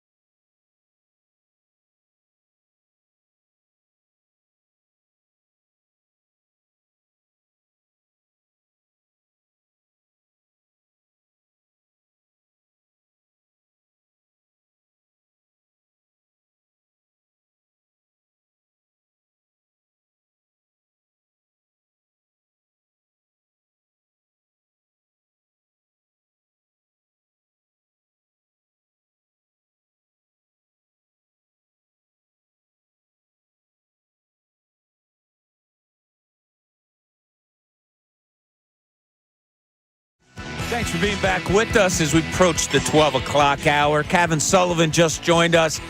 We're going back and forth laughing like he could be the son of one of his teammates. Alejandro Bedoya is, 37, you said? Yeah, I think 30. Yeah, and Kevin at 14. Just incredible. Good luck to that kid. You know what a couple things really appreciate about that interview with him, and it's fun. He's a 14-year-old kid. I said something like, we go way back. And somebody on the YouTube page, I think it was Mopar, was like, Bob, he still is a little kid. Yeah. And he is. But it is funny that I do remember him. I can still see him wearing like a little yellow soccer shirt and going onto the field with these, at like 6 years old or something, with these 17, 18-year-old kids and like running around and playing and making passes. And you're like, whoa, how about that? But really cool that, A, he went to Wawa, and B, just how good of an interviewer he is. I'm trying to figure out the Wawa that he would have made his way to around Subaru Park. Well, it could have been closer to his home, maybe. Could have been closer. Yeah. I was trying to think. The he immediate waited one it out or whatever. And he had to be driven there. Well, I was going to say, it's not like he's jumping in the car. Yeah, so that's a conversation in the stand. Quinn, are you going to get Kevin, or you want us to get, who's taking Kevin home today? It's great stuff. And what I also loved, I apologize, the guy that had the hat trick last night. Ty Baribo. Okay, comes off the field. So that's who Kevin replaced when he went into the game. And he's applauding him and now when guys come off on a 5-1 win, a lot of times you're applauding the people in the stands and all that. But I loved how he bought into the moment. And that's big, that's cool. Because, look, it's probably not easy for some professional athletes. Guys are like 22, 23, trying to get playing time, trying to make this team and all that, and they watch a 14-year-old come up and in. I thought it was pretty cool how he talks about his teammates and the way they appreciated him last night. And speaking of playing time, Baribo got to get himself some playing time. Hat trick last night. How about that? Yeah. So I think now. Blessness had one also last night, and then Quinn Sullivan had the other one. Yeah. Like minutes, literally the minute I think before. Like they scored that goal, and it was like, all right, now it's Kevin time. Quinn basically, that's a great, as an older brother myself, that's a great older brother moment there. Hey, you set the stage for Kevin to come in here. You're always looking out for the younger brother. That was a nice goal there. Hey, we'll make sure it's Kevin time. Good work there. Yeah, good work. Quinn. Yeah, I look at it more of, if I was an older brother, that's what I do. You go ahead in now. I'll score a goal. Go ahead. And I think the first pass was between the two of them too. So was it? It's okay. all brother moment. Yeah. And Kevin getting a shot on goal. Yeah. I should text my brother. Hey, what do you think the two of us could accomplish that would be back and forth of scoring a goal and then being the youngest? Well, ever? your younger brother's 21 now, right? Yeah. So we can't accomplish what they did. Well, we never what I'm could. saying is your biggest accomplishment. Athletically. Yeah, athletically. I was doing the shore bars of Wildwood or something. Yeah, that's where I was going with it. Yeah, no, we've accomplished plenty there. Yeah, we've taken care of that. Oh, I'm proud of you for that. All right, B-Gun, we got some text messages on some of the stuff we've been talking about today. Concerns about Phillies. I'm a little bit concerned about Alvarado. We've talked about fifth starters. There's also some talk of the question we put out there. Who is the athlete, if you had access to, that you'd like to follow around for a full year? What are some of the texters saying, B? Yeah, we got a couple guys checking in on that. The first one says, the Philadelphia sports personality I would like to hang out with for a year would be Howie Roseman. It would be really cool to see what goes on behind the scenes, kind of like the hard knocks going on with the Giants right now, but all personal to you. So all access, as a media member, would that include being able to go to the war room in this scenario, right? Yeah. I mean, I look at that as the Hard Knocks equivalent. And that's why I wanted to draw a line between hanging out and like this type of access, because Howie does a tremendous job. I don't think he's like top of my list in terms of I want to be sitting down to lunch. Let's grab a beer. I would love to be a part of the work aspect of it and see all the things that go on behind the scenes. I think, Yeah. I just mean, do you think it would be interesting to watch how we work numbers and all of that of how to work and in the room with the scouts, all those things? Tremendously interesting. When he uses the phrase "hang out with" for a year, not the top of my list for that one. But yeah, I agree with the if all access. That's a good name. Howie Roseman's a good name for the all access. All right, we'll go with that one. What else you got, Big? We got Jamal in West Philly checking in. He says he would love to have full access to Jalen Carter. I think he has Jerome Brown-like talent, and it would be fun to document it earlier in his career. We were not granted enough time with Jerome Brown. Jerome Brown, for those that don't remember, was a phenomenal football player, defensive line, on a line with Reggie White, one of the best defenses this city and the NFL has ever seen, and very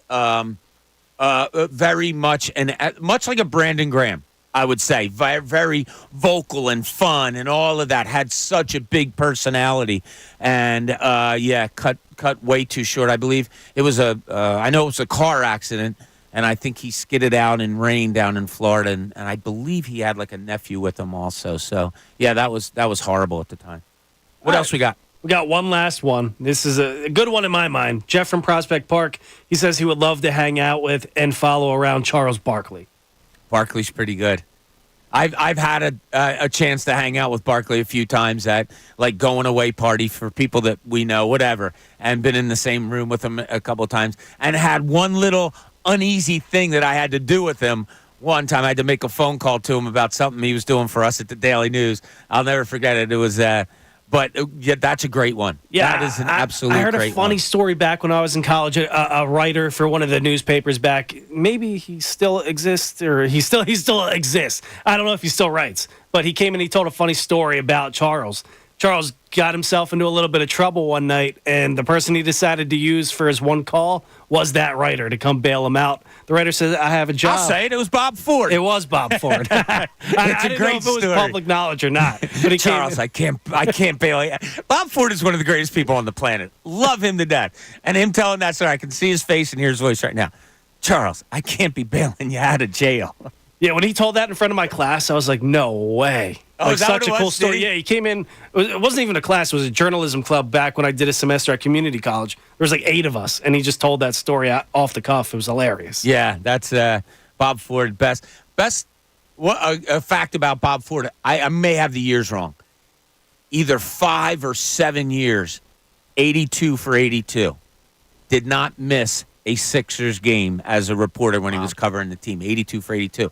I was fortunate enough that at the Daily News we didn't have a Sunday paper. So, like, if they were, I don't know, had a New York Knicks game on a Saturday night, I didn't always have to go for all them. So I didn't really do the 82 for 82. But that's pretty impressive. Not missing a game over like a 5-7 year span. You qualify for the All NBA teams with your attendance? I don't know. We'd have to go back and look, wouldn't we? Yeah, I think I was over the 70 mark. Probably 65, yeah. 65. I know, but I think I was over the 70 mark. Yeah. Okay, I was going to say. So, yeah. All right, we get back. Got to take a closer look at the secondary of the Eagles' defense. That's what we're going with now because I have so many question marks about this defense. And I cannot go to the point of, yeah, but I can't. I just can't. I'll talk to these guys about it. And you, when we get back at 610-632-0975. This is Middays, Bob Cooney, 97.5 The Fanatic.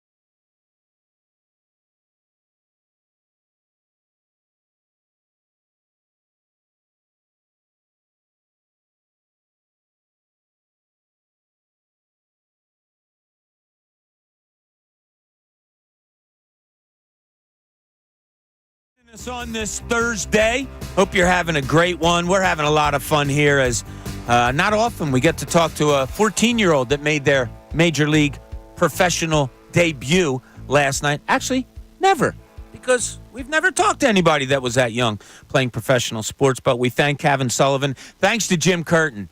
Talk about above and beyond. He's a good friend of the show, but this morning I wanted to get Cavan on. And I didn't know the proper channels to go through with the union. And for those of you out there that might not know, there's PR people that you go through. You don't want to bother coaches or maybe players or whatever. So I asked Jim, I said, can you just point me in the right direction? And he's like, you're at it. I'll talk to him. You'll have him what time. That's how cool Jim Curtin is to help us out here. So fun interview with Cavan, and good job by him there. So we have been talking Phillies. A little bit about concern, and I brought mine up. There isn't many. There's just not. Questions, concerns, everything seems to be pretty good. I even surprised myself that when I dug deep thinking about it, that it became Jose Alvarado, that I'm nervous that he's not going to find his spots, that he's not going to get back to being what he was. Now, because this team is so good, if he does continue to struggle, there's this guy, Matt Strom, who's just been a left-hander that's pitched terrifically so far. There's also this guy, Greg Soto, who went through 12 outings with giving up just one earned run. There is other things to go on. You didn't have much of a concern about really anything. You went to the fifth starter a little bit. Yeah, I mean, it's just covering that fifth day right now. They're going to do that. Excited to see what Tyler Phillips has, but I don't have a track record there. Now thinking more about it in this, I've had now 2 hours to kind of reflect on the concerns. Still concerned about Stott hitting. Okay. That's funny. I'm not. I think he's going to bounce back. I think he's going to be righted. I think he's that type of a hitter. Could be blind faith in my part. What and I think he's looked really off the last about 10 days. And as we said before, you can get a slump in hitting, but still kind of look the same. Either it's bad luck or you're swinging through pitches or there's a hitch, whatever. He doesn't look the same to me a little bit.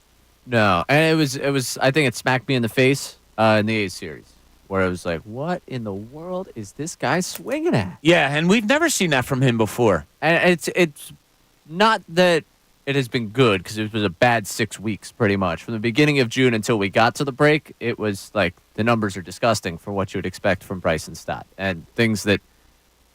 That A's series was like the culmination of oh, wow, he really has been swinging away. He really has been swinging at things that I don't expect him to. That concerns me because it's just so uncharacteristic of what he's supposed to be as a hitter.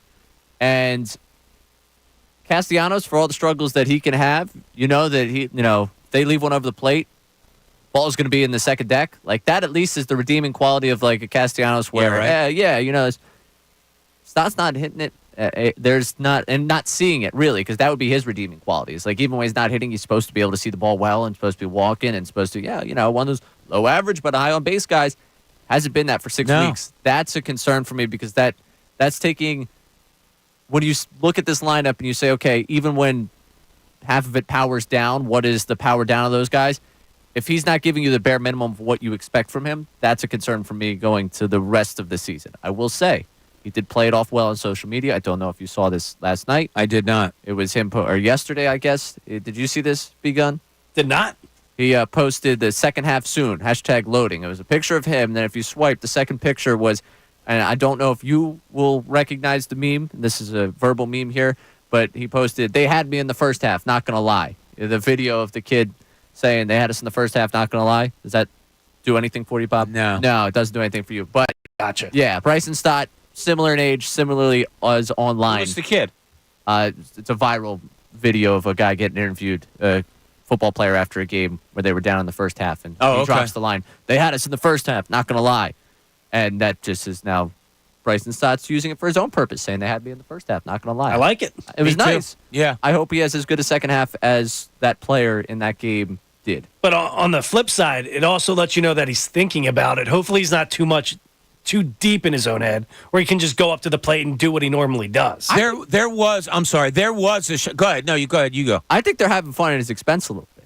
The whole Bryce Harper thing, when he was talking, they were talking to them while they're all mic'd up. Yeah, it would be nice if one of our stars wasn't sitting on the beach right now. I didn't know that's who they were talking about. I heard it. I didn't know which one. Yeah, you got all three of the infielders. I thought it might have been JT, because he should have been there, but he went down to Florida to work. I didn't know what it was, but there was a scene, a shot in that A's series of Stott back in the dugout with his head down on his knees and kind of just looking down like, what is going on here? So I think the break came at a good time for him. The one thing about Bryson Stott is I don't remember him swinging at bad pitches much at all, let alone to the rate he's been doing it this year. I mean, he had one, like I said, I was in the car the other day driving, listening to the game, and Scott Fransky saying, if he didn't swing at that pitch, it would have hit him. It would have. I know exactly which one you're talking about. It was inside slider. back foot, right? Yeah. Exactly, right? That pitch, I was trying in the replay to bail him out. I was like, maybe it did clip a little bit of the foot right there. Maybe it did get him because. How does that work? If you swing and miss, and the ball hits you. You swung. Yeah, right. That's what. I'm not really bailing him out, but I was looking at did it hit him? It did not. Yeah, I do have a feeling he's going to bounce back. But we have a text about one of Ray's concerns earlier on was about the fifth starter, and is that a luxury problem to have? It sure is. But we had somebody text about that. B-Gun. Yeah, another nameless guy, but girl. Either way, they check in and they say, how are there conversations about a six-starter or six-man rotation come August when we don't even have the fifth spot solidified right now? No, but you have arms. It's not solidified, but you have arms that you can throw out there. Tyler Phillips, you can throw out there. Taijuan Walker, that hot spot's going to be, is that what it was called, a hot spot? Hot spot. That's going to be healed. You have an arm to put out there. Fifth starter are arms. And then if you're going to sixth starter, that's arms also. So you're hoping one, obviously both, but you're hoping at least one of them can eat you some innings so that you're not, killing the bullpen. But it's going to be interesting. I mean, you get Walker back, and you're hoping Phillips is this, is what he is. I think that they definitely, a month ago when we were doing the by Taiwan or Turnbull thing, they were looking at nice. August, we're going to be able to take a little bit of stress off of these starters, and now it's I hope we can. Yeah, the kid Phillips has impressed me. And I'll stick to it because I said it when I first saw him in Atlanta. There's that little it factor with him, to me, that no moment seems like it's going to overdo him. He just kind of stays within himself. Whether his stuff's good enough or not after teams get a look at him, obviously that's the bigger thing. I don't think he's going to lose, focus or you're not going to be able to rely on he's not going to be what he's not. You know what I mean? I just think he's kind of built within himself. We'll see how it plays out. If he is a guy that you can count on for 4, 5, 6 innings moving forward, most of his starts, good.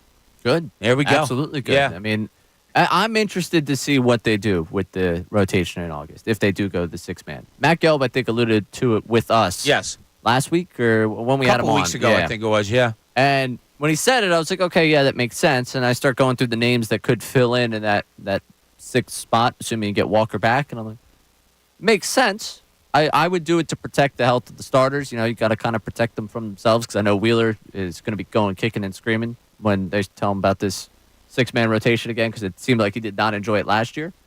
But I don't know who I'm sliding in right now at 6. Right now, I'm worried about covering 5. And I think part of this is also going to be I will take a deep breath when I see Wheeler in Minnesota, when I see Suarez in Minnesota.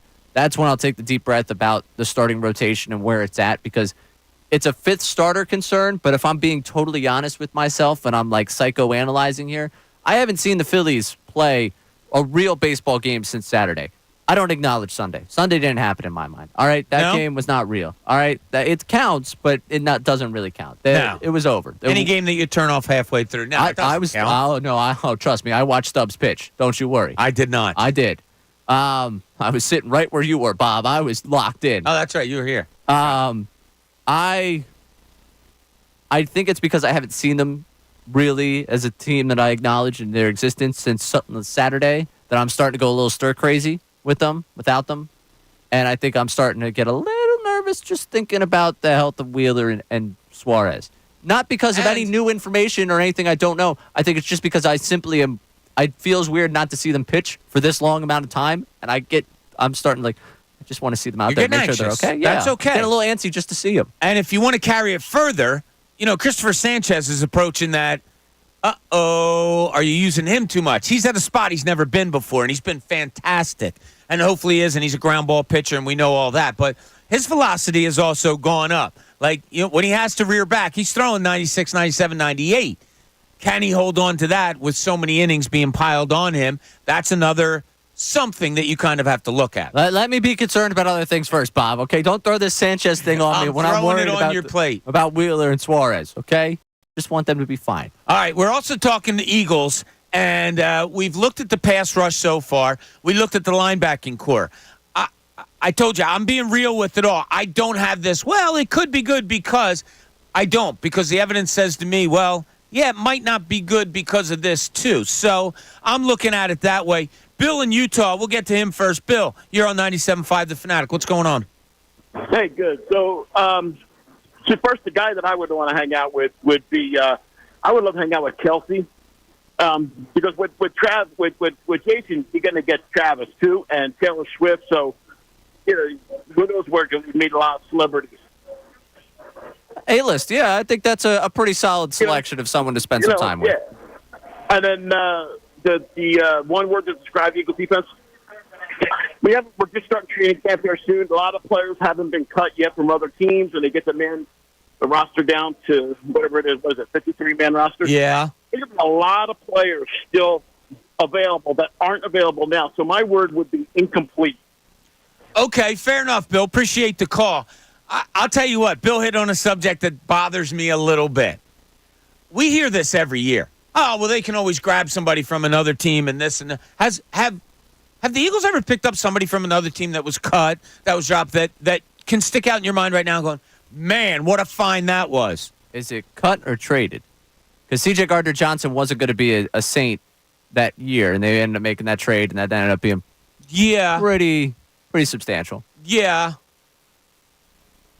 I guess either or. Okay, that's a good one. I think we sometimes I understand what you're saying. We sometimes over acknowledge there's definitely someone out there for you.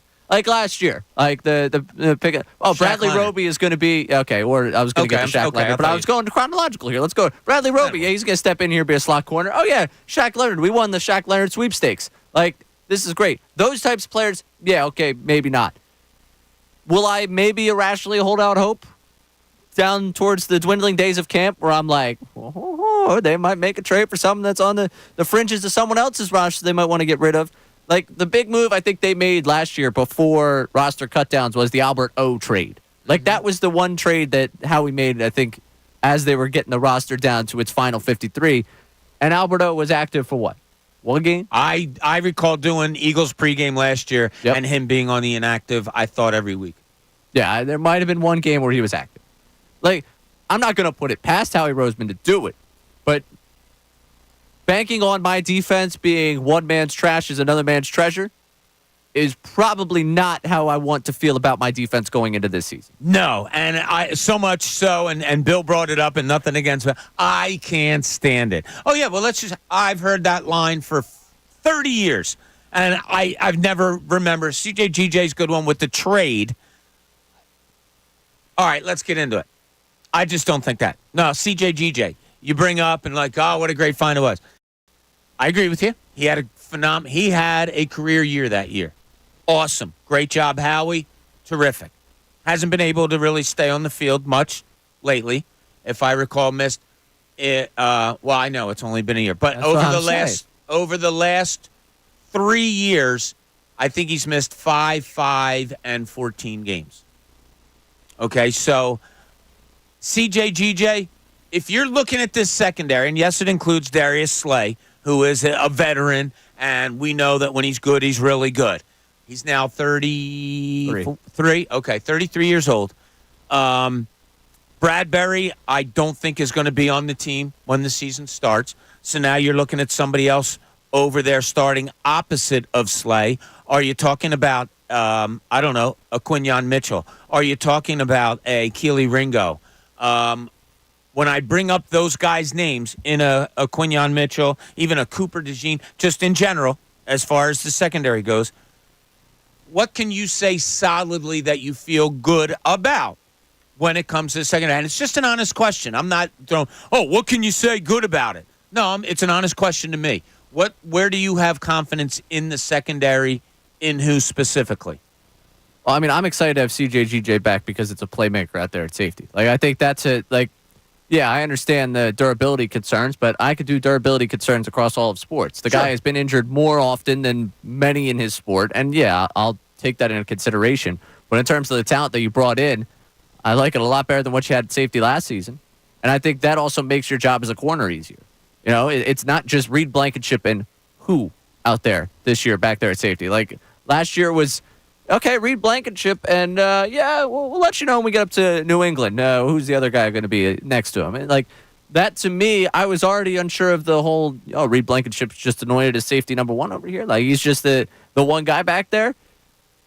Now I have a guy that I've seen be productive here in Philadelphia, and obviously I'll overrate it because I saw it here versus anywhere else, but I also understand that if Fangio's the godfather of this defense, and CJGJ's most productive season was playing for Jonathan Gannon, and Gannon's supposed to be trying to emulate Fangio, I'm going to lead myself to believe that a safety that had his best season in that scheme is going to look pretty good in that scheme, and also make it easier because, listen, like Slay and Bradbury last year, who's playing behind them? Reed Blankenship and who? Like, that to me, we talk about playing as a unit.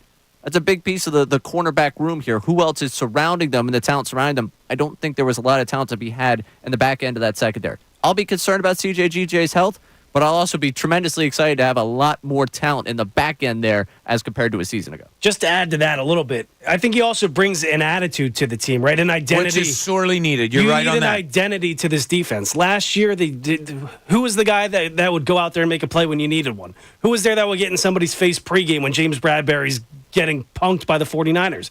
Nobody. If CJGJ was on that team, that doesn't happen in the exact way that it happened. He gives you the identity that you sorely lacked last year, and hopefully he's on the field for all 17 games. If not, hopefully he's only missing a handful at most. But he's a playmaker, like Ray said, that you missed. You just got to count on him to stay healthy. So in CJGJ, you brought in a guy a couple years ago that wasn't a safety.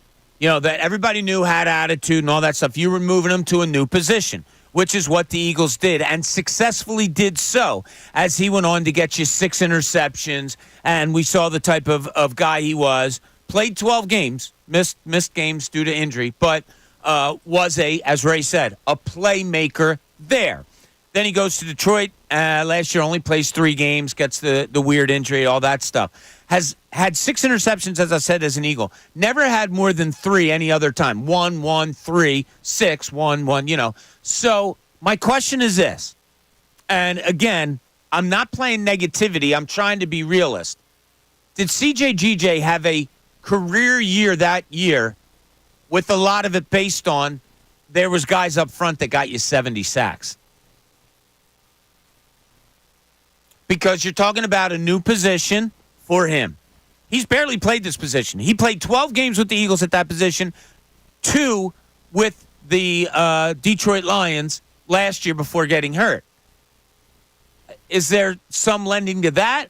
I don't know. Like, that's the question that's in my head. Is it easier to rush the passer when they're concerned about throwing the ball over the middle of the field? It's the chicken and the egg type of thing. Well, that's right? why, I mean, like, if you're going to throw that one at me, I'll throw back with I wasn't throwing it. I'm saying, like, that's the way to look back at that of, like, okay, who was the playmaker over the middle of the field last year for the Eagles? Nobody.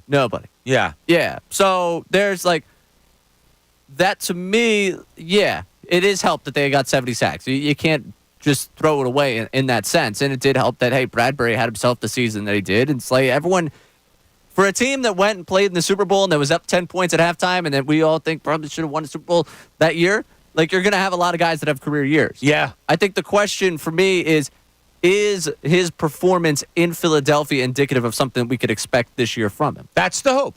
Like, no question, that's the hope, right? If it's the best season of his career, if he's going to be in a similar scheme, I would like to think that he's going to be closer to that come this season. I was pretty upset the first time he was gone. I'll be honest with you. That was like the one, that offseason, it was like, that was all I wanted back. Like, yeah. You could have let Bradbury. I would have taken just to have CJGJ back, and didn't work out then. I'm glad he's back now, and I'm going to kind of hold my hat on the whole idea of, hey, you've got him in the secondary. Hopefully, at some point, Sidney Brown is healthy and back out there, because that to me is going to be, whenever he gets back out on the field, big addition for them. Because I thought by the end of the season we started to see the flashes of another playmaker out of him, another guy that maybe not to the level of what CJGJ did 2 years ago, but the athleticism, him running around, like, I think back to that pick six, and I'm like, yes, I have something there. There's something there, and there's more to the back end of this defense. The secondary, to me, there's way more upside this season than there was a year ago. Yeah. That's the one place I feel better. The other concern that I have is that Bradbury and Slay both had all-pro seasons that year, too. A lot maybe fell into place for CJGJ, or maybe that was an anomaly. Maybe when he's good and playing in the right system, that's who he is. It's all going to come out to play. We'll see what it is. But I want to get a little bit more into the secondary when we get back. We're also talking Phillies. Ray mentioned earlier this schedule that they have coming up, so we're going to look at that. We're going to call it up and look at some of they got some tough things going on, how many days in a row they play, all of that. We'll take a look. And Nick Stauskas will be joining us at 1 o'clock to talk a little bit Sixers, maybe not so much exactly what this team is about, but maybe what it's like for a young player like a Jared McCain, those guys, to come in and have to help a team, which looks like it might be the case with the Sixers. We'll check all that out, a whole lot more. Thanks so much for being with us. This is Middays. Bob Cooney, 97.5, The Fanatic.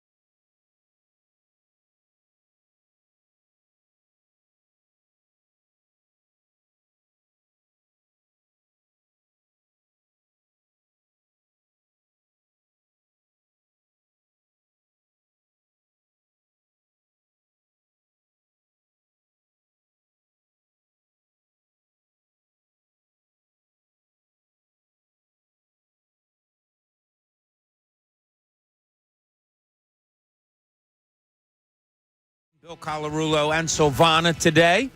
So Ricky Bo on vacation. So somebody just delivered a salad for Ricky Bo, a special salad, and it looks so good that Tyrone and we're going to pick at that thing. Pretty That's nice. Good. Yeah, not bad at all. So when we left, we were talking about the Eagles secondary, and I said I wanted to dive in a little deeper to it. Most of our conversation was about CJGJ. I asked Ray, where does your most confidence lie when it comes to the secondary? You went to him. Yeah. Okay, that's fine. Let's look at some of the other parts of that secondary and try to figure out where your confidence level is there. Let's go to his safety running mate. And we're talking, of course, of Reed Blankenship. Now, the team likes him. The team extended him, supplanted as a starter 2 years ago. Did some things. You know, had an interception of Aaron Rodgers, I believe. Didn't he have a big interception on Aaron Rodgers? That 40, what? They won 40-33 at home? That was 2022 season? Yeah, exactly. Shows up, big hits, some good tackles, all that. He'll tackle. If you're in his area, he's going to come up with some tackles. As I said to you, I was talking to a friend of mine who is in the business, who watches a lot of tape, and basically said to me, he couldn't cover us. That's a concern, as we all know. I don't think he's going anywhere. I don't think there's a competition. I think he is supplanted as the other safety besides CJGJ. Where are you on that, Ray? Not as great. Not as great. I mean, I don't know. You think there's no way? I guess, looking at the rest of the roster to start the season, yeah, probably not. It's probably not moving around. I do think you have I don't know. I'm just looking at, the versatility. Sidney Brown is intriguing. He's coming off of an injury. Right. All signs point to him being ready early from what I hear, and I'm not there, but the Andrew DeCecco's of the world are saying, yeah, it looks like he might be ready early. If that's the case, that's nice. I would enjoy that. I don't know. I'm looking at Reed Blankenship, and he's a serviceable player in this league, but he's not one that's going to get me overexcited to be in my second. He was as a third safety, that was cool. Anything beyond that, I'm okay. The biggest play of his season last year was probably his forearm being in the right place along the sideline. I don't know. That, to me, I'm not going to get myself overjoyed with him as the other starting safety. So I'm hoping Sidney Brown's back. Or, I don't know what they could do in terms of versatility back there. But it seems like they have a couple of guys they think that they could either be a slot or either be the safety. So maybe... like a Cooper DeJean, maybe. I don't know. It's funny, before we get to those guys, very good, but in a guy like Sidney Brown, that's also kind of wishful thing. Now, we heard that the guy is a missile seeker. He wants to hit so badly, sometimes too much that it takes him out of position, and he's got to learn to read and all this stuff. Had a great interception last year, hit 21.5 miles an hour, fastest in the NFL when he's running back against, I believe it was Arizona, running the touchdown back. So there's signs there, but it's not a guarantee type of thing. So when it comes to Reed Blankenship for you, B-Gun, I would label it that Ray put it underwhelmed. How about you? Where do you go with a Reed Blankenship being a starting safety on this team? Yeah, I can't say I'm happy with it. Can he go out there and give you a Marcus Epps season from 2022? I don't think he can even do that, to be honest with you. I think he's going to be supplanted at some point during the season by a Sidney Brown or somebody else at that safety spot. I really don't think Reed Blankenship's going to be the starter come week 17, week 18. I just don't see that happening.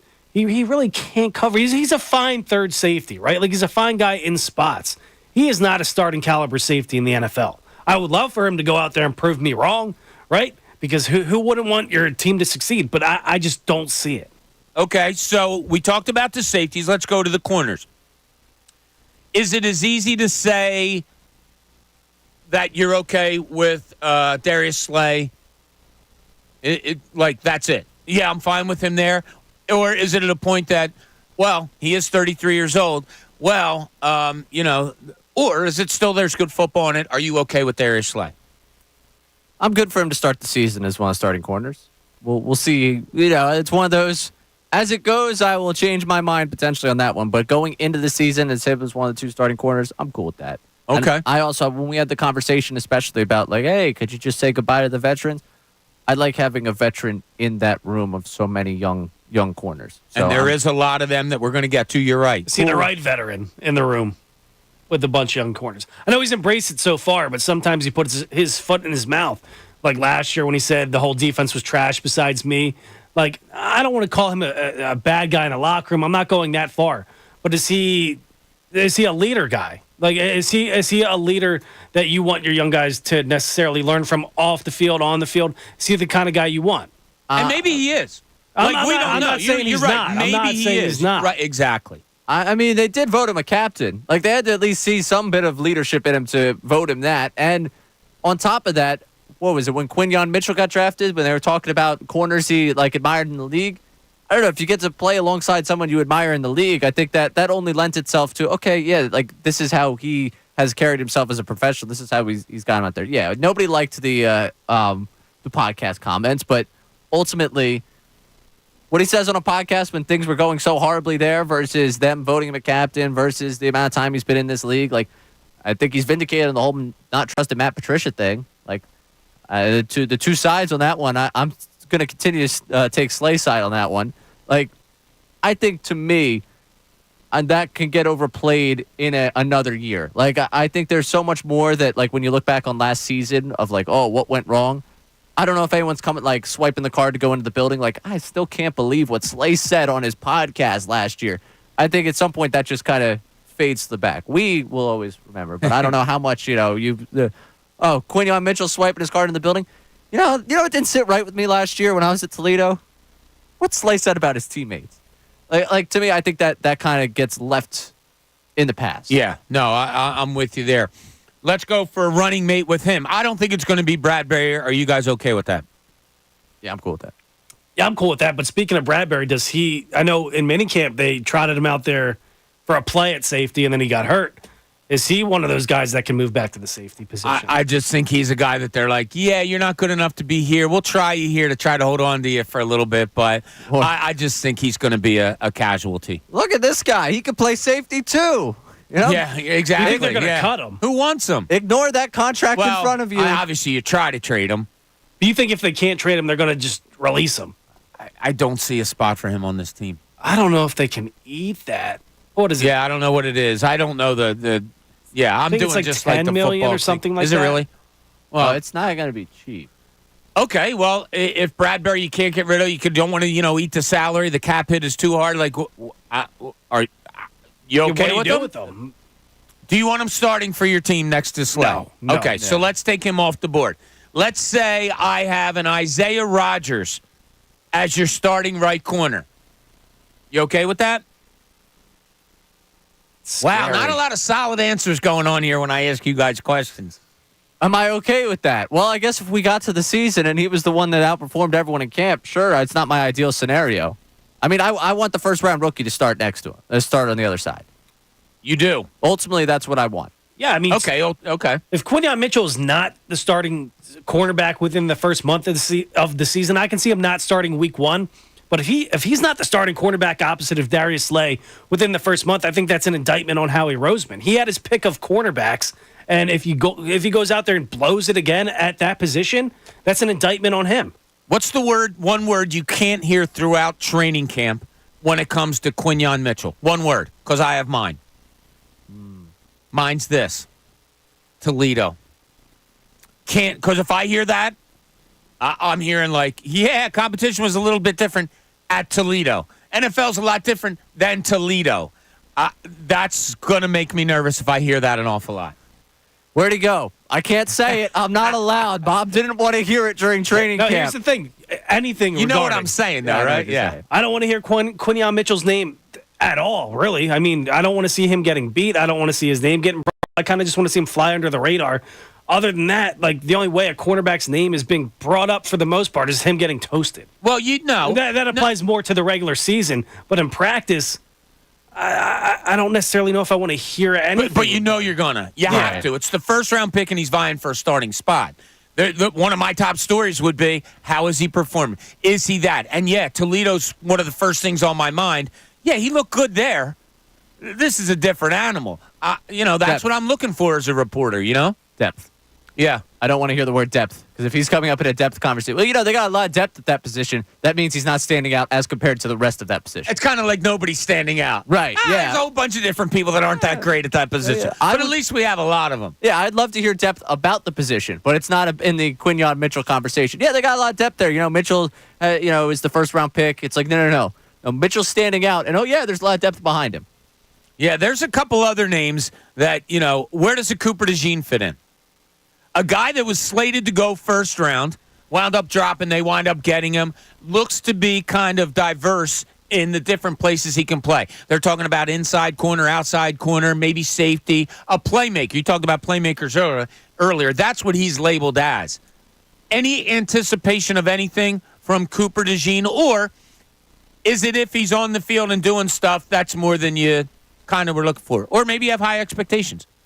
Decent expectations for a guy that had a first-round grade and is going to be their second-round pick. Like, I would like to see – I don't know what it's going to be for him. I don't know whether it's going to be in the slot, whether it's going to be for him as a safety, but I would like to see him on the field contributing. Like, I think ultimately if you think this team has the aspirations of winning the East, of being a postseason contending team, I'd like to see their two top picks contend. And their two top picks that a lot of people said were first-round right. Talents that we were arguing, who's going to be the pick there? You got both of them? I'd like to see both of them contribute pretty early on because I don't think you have depth that is substantial enough to keep them off the field. Like Nolan Smith a year ago, all right, fine, you had Hassan Reddick. I understand him not getting as many of the snaps.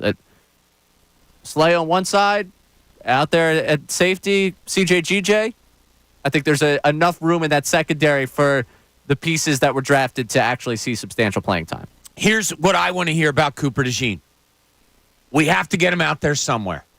That means he's opening eyes maybe at one position or maybe multiple positions. Or maybe he's just a guy that, he is always around the ball. He's always where he's supposed to be. He anticipates really well. That's what I want to hear about Cooper DeJean.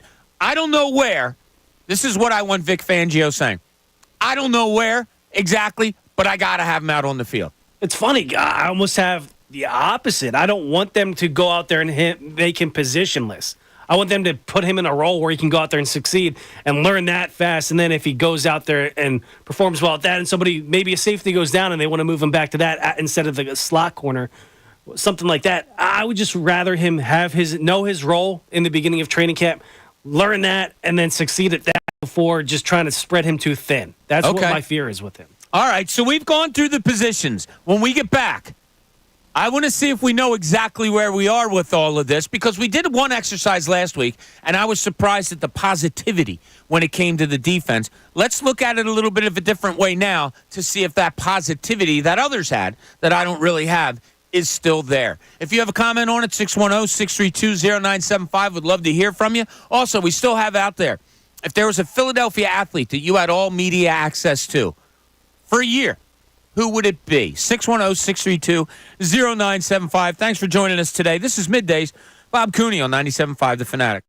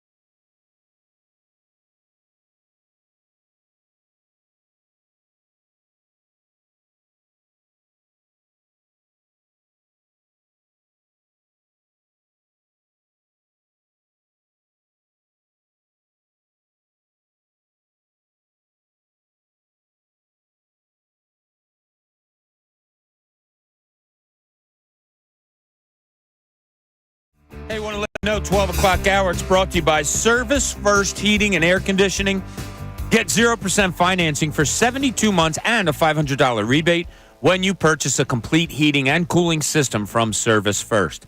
Learn more at servicefirsthvac.com. So we went over different areas of the Eagles' defense.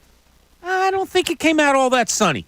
We went pass rush, we went linebackers, and we just finished up with secondary. So I don't want to do exactly what we did before when I gave you the names of it. So, all right, let's do this. Pass rush, we're very concerned about. We don't think, we think you need a lot of things to go correctly for this to be an effective pass rush. Vic Fangio is not a coach that blitzes, that plays to the pass rush all that much. When I asked you the most important people for that pass rush, B. Gunn went with Jalen Carter, and Ray went with Bryce Huff, if I'm not mistaken. That's true. Both question marks? That's true. I don't know if I'm calling Jalen Carter a question mark. Didn't see him for second half of the season last year. Yeah, I mean, I just think there's too much. I think there's too much promise to him. Where if he's a question mark, then you're in serious trouble. Like I think Bryce. But that's Huff, okay. I think Bryce Huff is a total question mark. Like you don't know what you're getting out of that guy. Jalen Carter, I think you can mark him down for at least 8 sacks. Ooh, all right. The way I'd look at it is I can put question mark next to both of them. The question mark for me with Jalen Carter, I tend to believe will lead to an answer that I'd like. Bryce Huff, I'm not sure I'm getting the answer I like. I feel more confident of getting the answer I like out of Jalen Carter than I do from Bryce Huff, but I don't know if I can say with all certainty that, absolutely, the second year is going to be a home run. I believe in my heart that it will be. Okay. But that's my belief, as evidenced by anything you've ever heard me say, does very little for someone's ability to do something on the field. So I believe in him.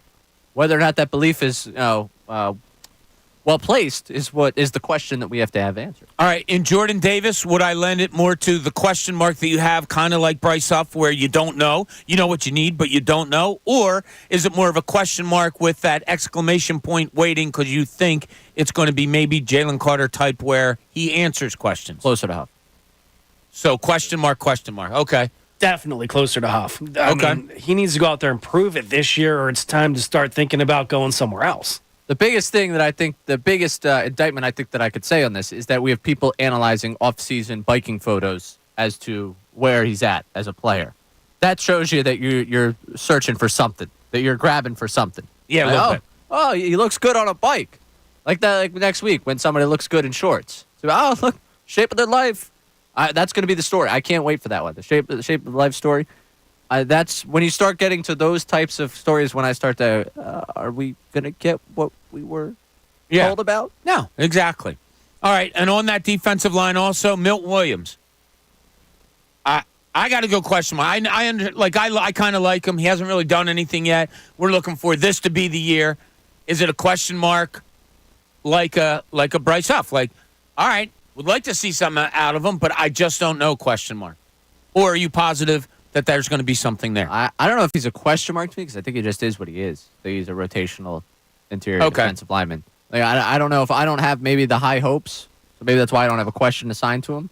Ray took the words right out of my mouth. He is what he is. Like, he's that third piece on the defensive tackle position. You hope he can come in there, get you some snaps, get the rotation going. I don't expect us to hear his name that often this year unless it's something bad. Okay, he's on our lads in depth chart. He is designated as a starter on the defensive line. Let's just go to the linebackers: Bond, White, Nakobe Dean. I don't know if we can find a question mark big enough to plan on that. Am I correct? Yeah. I don't know if there's a question mark big enough. I like 6 question marks. I don't even know if I'm posing the question. That's the question it's mark. It's understood. When you're trying to text a girl for the first time and you put the question mark and then you just toss the phone away because you don't want to know the answer if you even get an answer. That's what those linebackers are.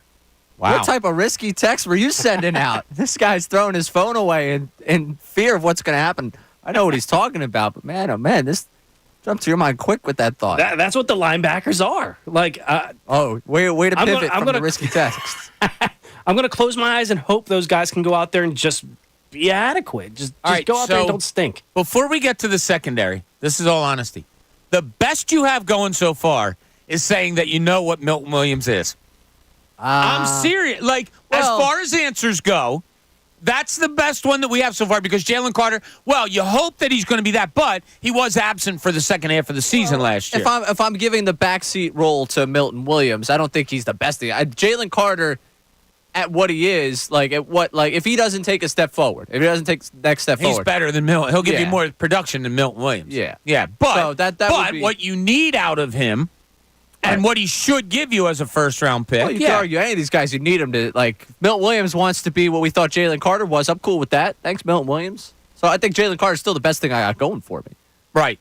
Okay. Just the idea of what he can be will always tantalize me. I'll give you a starting secondary of Slay, Quinyon Mitchell, Yay. CJ GJ, Reed Blankenship, and I don't know, inside Avante, Isaiah Rogers, something like that. Ray just had a sarcastic yay. I think that says a lot. No, that was it. That was not a sarcasm. That was just I was excited. That was yay. I wanted you to say Quinyon Mitchell. I was hoping you'd say Quinyon Mitchell. I was excited for that. You need to work on your sincere yays then. Yeah, well, I wasn't gonna. If you wanted me to get really fired up while you're talking, I would have thrown a yell of a yay there. But I didn't want to interrupt you on that one. Okay, so what do we? Is that how? Are there more question marks there than there are actual answers? I guess we know what Slay is. Although 33 could hit a D-back quickly. Good. Or it might not. It might not.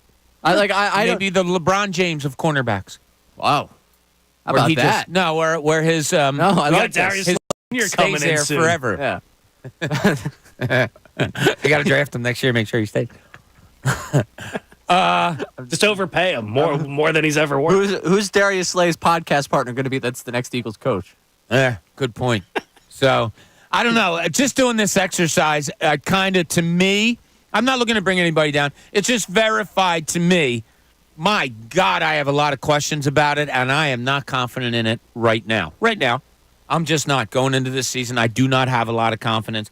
I don't have confidence they're going to get to the quarterback. But we'll save all that talk. We have plenty of it to go as they take the field in 6 days at 10 a.m.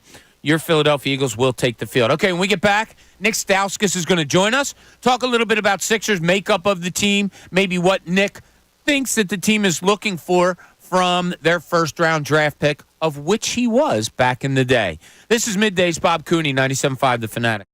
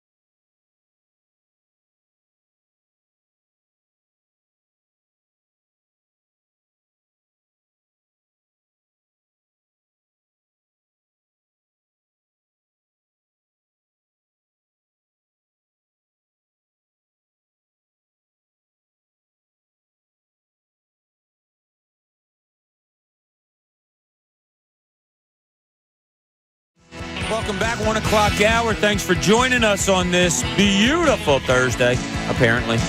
Haven't been outside, so I don't know. It was a little cloudy when I came in, but it's supposed to get nice today, Ray.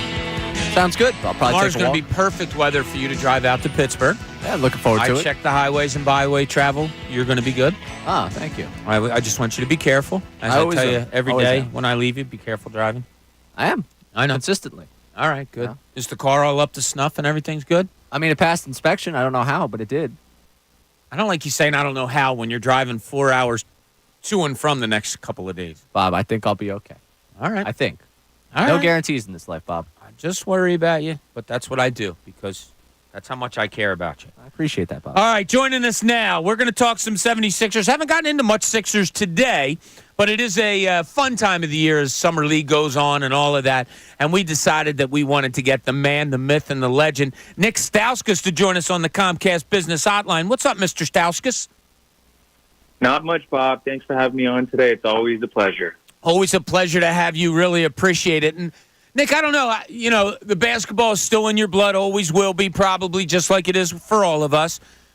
Summer League is going on. I don't know how much of an interest you have in it. But in watching it, and Jared McCain, a first-round pick, I'm wondering if there's some kind of plans that the Sixers have specifically for him in this coming season. My question was to you, A, do you think there are big plans for him for this team this season? And B, you were in this position before. What is he going through having been a first-round pick in a summer league? Well, I think, the summer league is different for every player depending on what team they were drafted to and the guys they already have. I think for the Sixers, obviously they have enough core players, superstar players, that they're not going to look for Jared to come in and, reinvent the wheel and be a star from the get-go. Now, what role will he have from the jump? That's to be determined. But he's shown he's capable. I know he hasn't shot it great in Summer League yet, but, we know he's highly skilled. He can do a lot of different things on the court. So I'm not too concerned about that. But as far as Summer League goes, it's every player's first opportunity of playing NBA-level basketball. And, it's a step up from college, and you're running different sets. You're under the coaching of some of the best coaches in the world. So it's a great opportunity. But, if you remember last, Wemby was the guy that played in Summer League and, to be honest, didn't look great. And I think a lot of people were starting to question all the hype that was surrounding him. And then, of course, the season started, and he proved a lot of people wrong with being quite special in his rookie year. So no matter how good or bad someone is in Summer League, I don't think you can read too far into it. Take me behind the curtain a little bit on that. Like, what is the adjustment? What is the biggest adjustment you remember from that first experience getting out there in Summer League? Well, as a shooter, believe it or not, the three-point line was a little bit of an adjustment, especially once I got fatigued and my legs got a little bit tired. I do remember struggling a little bit with my three at times in Summer League, but overall, everyone's experience is a little bit different, again, based on what the team is looking for you. Obviously, the guys that are drafted within the top 5 to 10 will probably be given a little bit more opportunity, and, coaches probably want them to be a little bit more aggressive. But, for guys drafted maybe mid to late first round, I don't necessarily think teams are looking or want those guys to come in and average 30 a game, and because you're trying to see where they're going to translate within the offense or defense with the real team. And the reality is that most rookies aren't going to be, they're not being drafted to score 30 points a game right away. The team has a player already that can do that. So I think that's why it's important you look at the intangibles. And for a player like Jared, how else can I affect the game? Is it diving on the floor? Is it, having a lot of assists, a few turnovers? Those are the kind of things that you should be focusing on, not just necessarily scoring. We're talking to former Sixer Nick Stauskas on the Comcast Business Hotline. And, Nick, the Sixers re-sign, I should say, Kyle Lowry, bringing him back for a year. When it happened, I started thinking, wow, are they trusting Jared McCain maybe to be a bigger part of their plans? I don't know exactly how this is going to play out, but let's switch it to Kyle Lowry. What do you think their plans are for him? You were in the league for a long time. You've probably seen signings like this before. Well, first of all, Kyle has shown that he can still play at a high level and can still affect winning at a high level. So you have that at a worst case scenario, but then you also have the part where he can be a mentor. He can be a player coach. He's been through a lot of different scenarios. He's won in the NBA at the highest level. So that's someone who can pass down knowledge and show Jared the ropes. And again, if the Sixers are going to want a chance at winning a championship, you need those vets around that have been there and done that. And it's important to have those guys. And I think he's at that point in his career now where, yes, he's a competitor and he wants to win, he wants to play, but I think he's also understanding that his role may not always be to come in and play 20, 30 minutes a game. It may be more mentoring than anything. So we'll see. We'll see what they have him doing. I'm sure he'll still play throughout the year, but if the whole team's healthy, I wouldn't imagine that Kyle would be playing major minutes on a night-to-night basis. Looking at the offseason and some of the moves that they've made, let's take Paul George out of the equation. Where do you see the most significant move that they've made or signing addition since we've gotten to this point in the offseason where we've seen a lot of these role players, come to Philadelphia? Well, touching on that, the Paul George thing, last time I spoke with Bob on this show, I made a case for, not necessarily needing a big three and not needing to sign a third superstar player. And the reason why I said that is because in many cases, you sign that third superstar and then you sacrifice depth. And I think what really impressed me about the offseason that Philly has had is they're able to sign Paul George, but then they're also able to pick up Caleb Martin, Eric Gordon, guys that improve the depth. You have guys that can come in and still affect the game if one of those superstars are hurt. So I think those two are my favorite signings, Eric Gordon and Caleb Martin, both on really good, favorable deals for the team. Nick, in these signings with the Paul George and Caleb Martin, we see what the talent is. Is the fit there also in your mind now that you put George on a team with Maxey and Embiid and the other pieces that we have talked about? Well, from the outside looking in, it definitely fits. You got the guard scorer, playmaker in Tyrese, then you have the wing scorer and playmaker in Paul George, and then you got Joel, who kind of, rounds out the big three. And so they're kind of touching all the different facets of the game, and they're all capable of doing a lot of different things out there. I haven't necessarily been as big of a fan of a big three where, you look at Brooklyn and it was Kyrie, James Harden, and Kevin Durant. I didn't think that was going to work just because they are very similar in the way they are, isolation players, ball dominant. But, I think this is a 3-level big three in which they can score at all levels out there. And obviously they've proven themselves over the course of their careers. Is there anything still with this roster, and they still have spots to fill, but is there anything that stands out to you as like hey, it would be really nice if they went out and got this type of player? Well, you look at this roster and there's still, and I said this last year, you can never have enough shooting, and they haven't. I love when they got Buddy Hield last year, because I've been saying for a while they need a specialist. You need a guy who's going to come in and knock down shots, and that's what he does. And so, when this front office is looking at rounding out this roster and filling those last few spots, you'd love to see them fill it with a couple of guys that can just space the floor and knock down shots. Nick, when you look, we're talking to Nick Stauskas, former Sixer, on the Comcast Business Hotline. When you look around the league, and obviously Boston gets themselves a championship last season. The Knicks have made a lot of moves after improving tremendously last year. Is the competition in the Eastern Conference as good as it's been in a while for the 76ers in your mind? I think so. And as far as off-season moves, I would put Philadelphia at the forefront of the NBA in terms of they've had an extremely successful off-season. They've done a lot of positive things to improve this roster.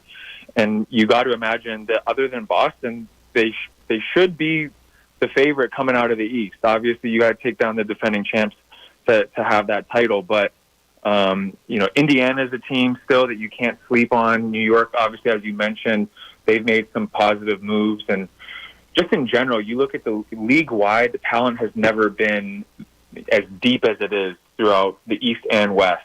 So for the Sixers, they definitely have their work cut out for them with Boston being the best team in the league and playing in the same conference. But with the new roster that they have, I definitely feel like they have a shot. And again, I sound like a broken record, but I always say it, but it really just comes down to can those three guys, Tyrese, Paul George, and Joel, can they stay healthy come playoff time?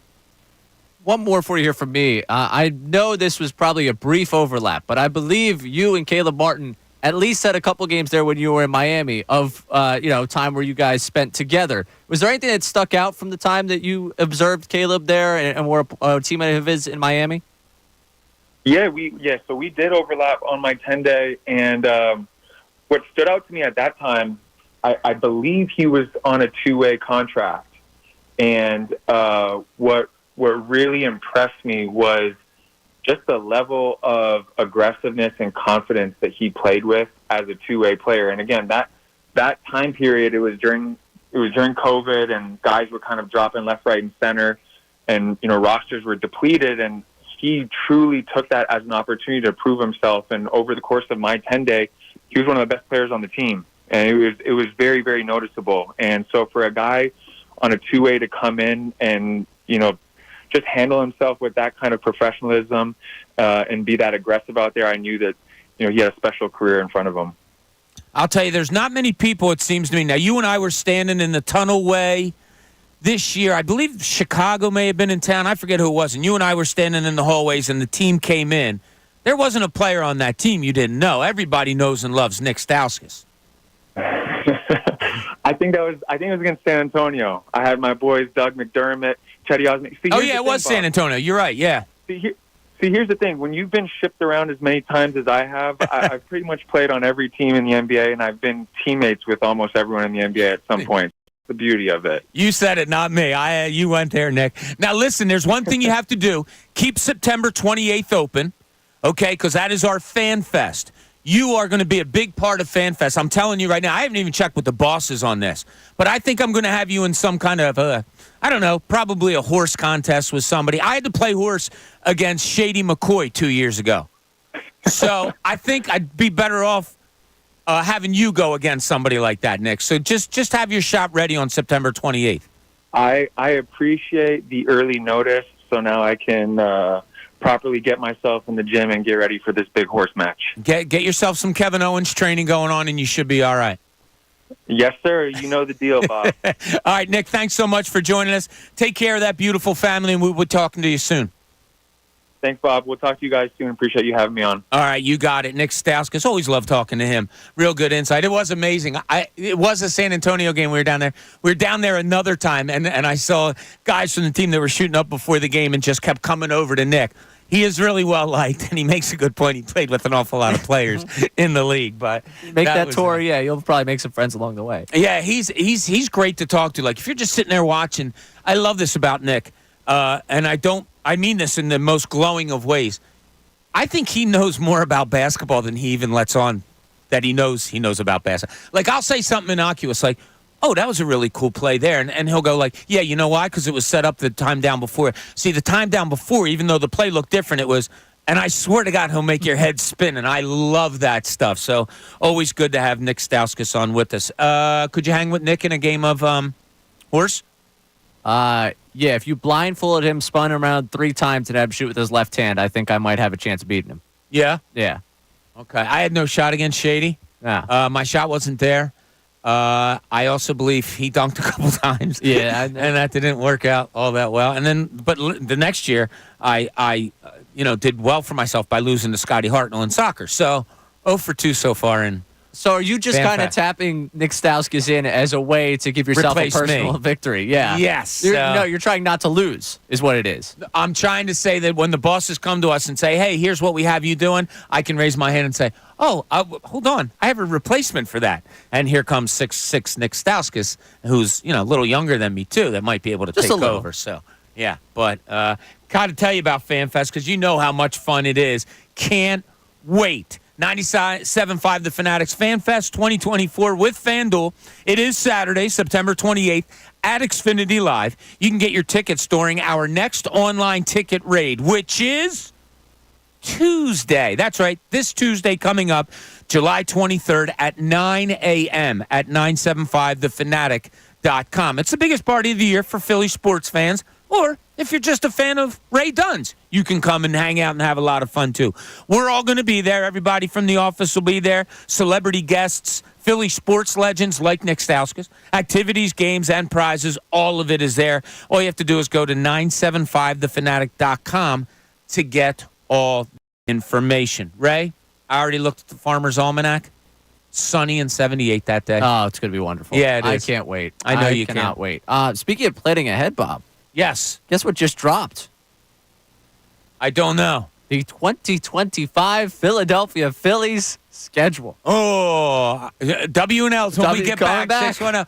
But when we do get back, and I would like for you to call it up, as I will also. Well, I've got it up. Don't worry. I want to. I realized that came out as soon as I said it. Okay. What's going on in there? Why don't you? I'm excited Why for aren't the you season, write man. down 119.52? That's out of context. That's not a mistake. Well, okay. When we come back, I do want to take a look at the Philly schedule for the remaining of the year, because there is some stuff going on that's interesting. A lot of games, a lot of good teams. Where do you throw the sixth pitcher? You know, how long is that going to go for? Maybe we can break that down just a little bit also. We have some texts that you have sent in concerning the Eagles' D-line, maybe someone taking over for Reed Blankenship, and answering the question, and Ray already has a leader in the house, answering the question, if you could follow a Philly athlete, all access like a reporter for 1 year, who would it be?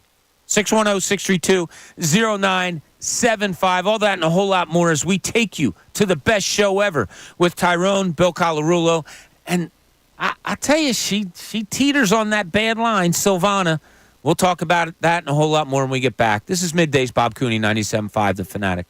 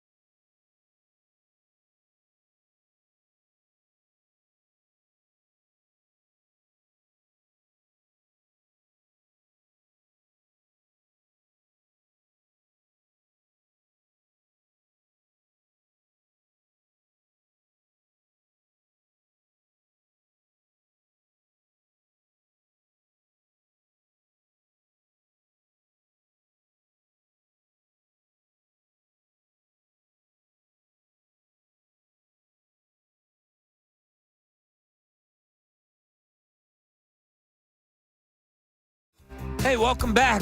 Almost 1:30 here. Midday shows. We take you into the best show ever. It's like a peak and valley here with how to treat Silvana, or how I shouldn't say how to treat her, but how she acts. Like today, how she treats. I fit others. Yeah, she doesn't play well with others at times. Like today, physically trying to get into your computer when you're stop getting into my computer.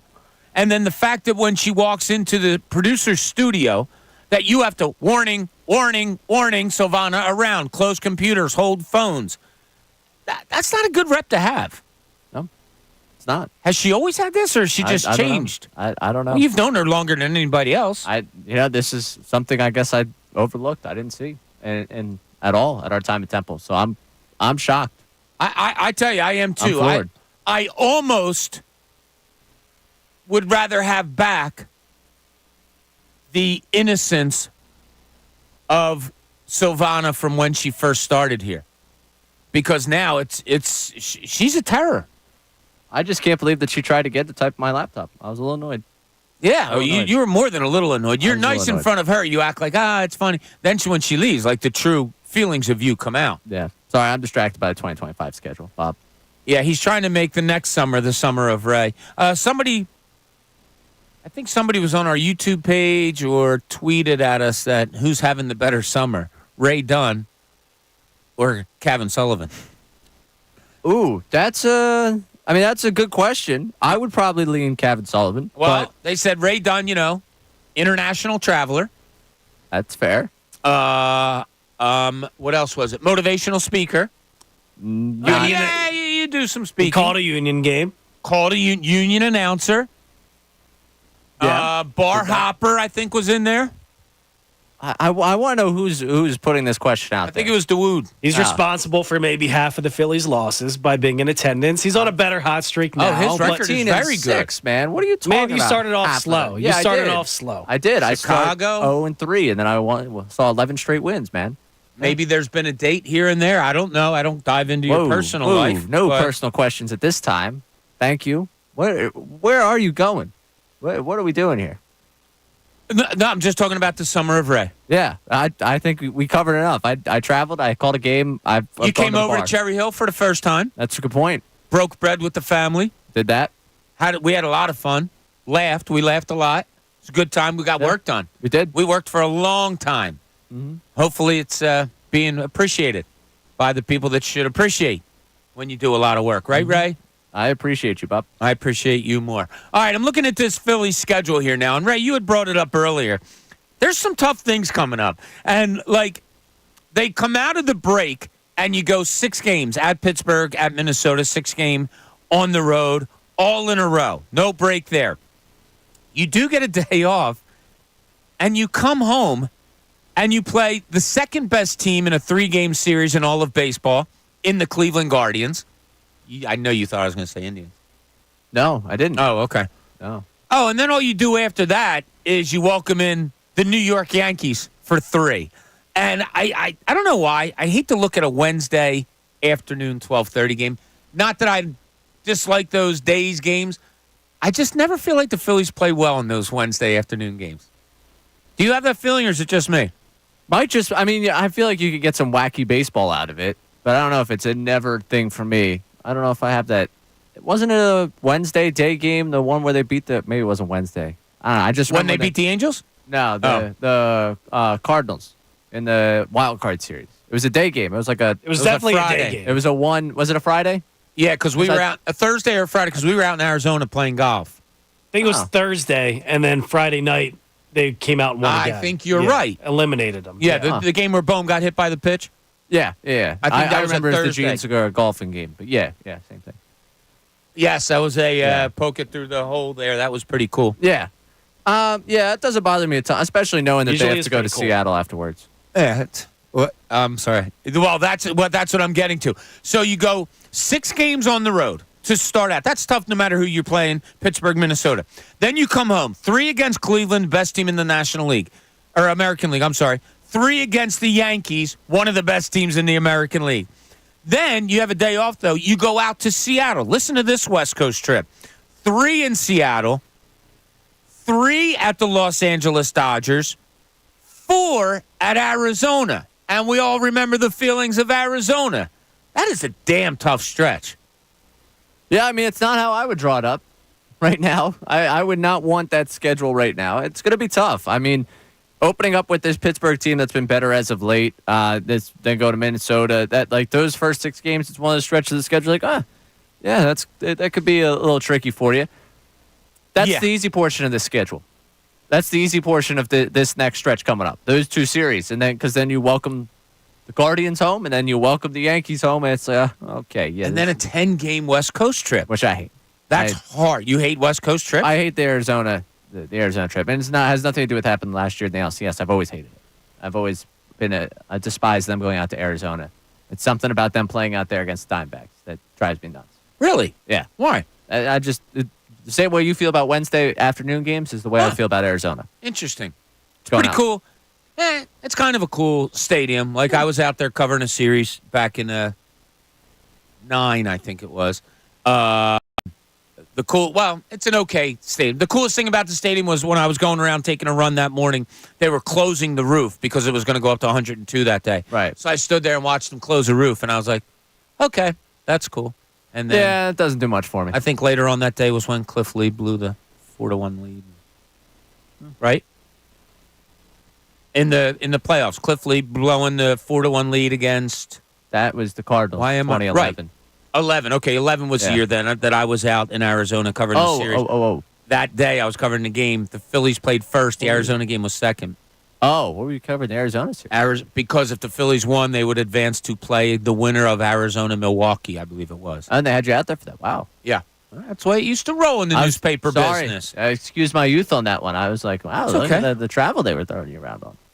Yeah, right. I traveled an awful lot back in the day. Oh, I know. I'm aware. There was a lot of it. Yeah, it was fun. So, all right. So look at that. 10 straight days, and it's 10 straight games on the West Coast. There's not a day off in there. So you go 3 Seattle, 3 Los Angeles, 4 Arizona. You come home, you get a day off. Now you can breathe a little bit because you go 2 at home against Miami, 4 at home against Washington. Whew, you take that deep breath. Okay, good. Nah, you can't rest too long because then you have to go to Atlanta for 3 as start of a 6-game road trip because then you'll go out to Kansas City. Then, this is wild, Ray. I didn't take this close of a look at it before. Then you come home and you have Houston for 3. All right, tough series, tough team, always really good. Oh, and on top of that, right after that, you're going to have Atlanta come in for 4. So the second half, I think the 7th that hardest takes schedule. You to September 1st. I'm sorry, go ahead. Yeah, I think it's the 7th hardest schedule in baseball this second half, 7th or 8th. Like it's a tough road that they're going to embark on. You're going to get to September, and September is more the breather of when it comes back to down to earth of like, oh, yeah, these are not the most difficult teams in the world, the teams that are around 500. But this stretch that's coming up right here, like these first 6 games that you would look at Pittsburgh and Minnesota, you'd be like, okay, those are tough ones. Or those are like, that's not ideal for you to start. And then it becomes that stretch of the 6 at home against 2 of the best teams in the American League, and then the 10-game road trip. I mean, those 16 games are going to be an incredible challenge for this team. And that's also why I think, if I'm psychoanalyzing the little bit of like, hey, man, I just can't wait to see Wheeler back out there on the mound and Suarez back out there on the mound because they have a lot of tests, and I would like to see them at full strength or as close to full strength as they can be going up against some of these great teams. It's great that you've built yourself this 3.5-game lead over any other team in baseball. Right? That you're 6.5 up on the Dodgers, that you're up by, 8 at this point with the Braves, or 7.5 where they're at with the Braves at this point in the season. That's fantastic. You've done yourself a favor by the way you've played the beginning of the season, the dominant stretch you had at the beginning of the season. Yeah. When we were talking about schedule at the beginning of the season, you play the teams in front of you. You were able to thump on those bad teams. Now you get the chance to match up with some of the best in baseball. And I'm excited for it. I think the one thing that gives me the creeping suspicion in the back is not so much whether I believe this team is the best team in baseball. It's whether this team's going to be healthy at the point in which they see these great teams. That's the only thing. And that's just I think it's the insecurity of not having seen Wheeler pitch in a week and a half, not having seen Suarez pitch. I guess almost a week at this point because I saw him Friday night, but him being scratched. And you haven't seen him pitch well in a month. Right. You know? I think that's the only thing. I have no qualms about the talent that this team has.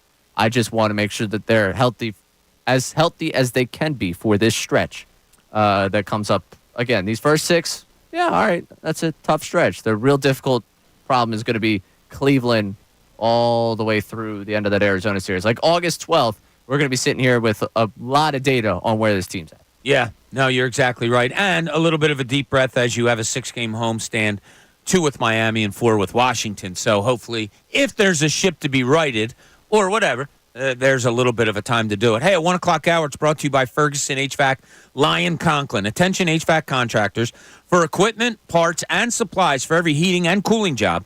Visit one of Ferguson's counter locations in Bensalem, King of Prussia, Pennsauken, or Westchester.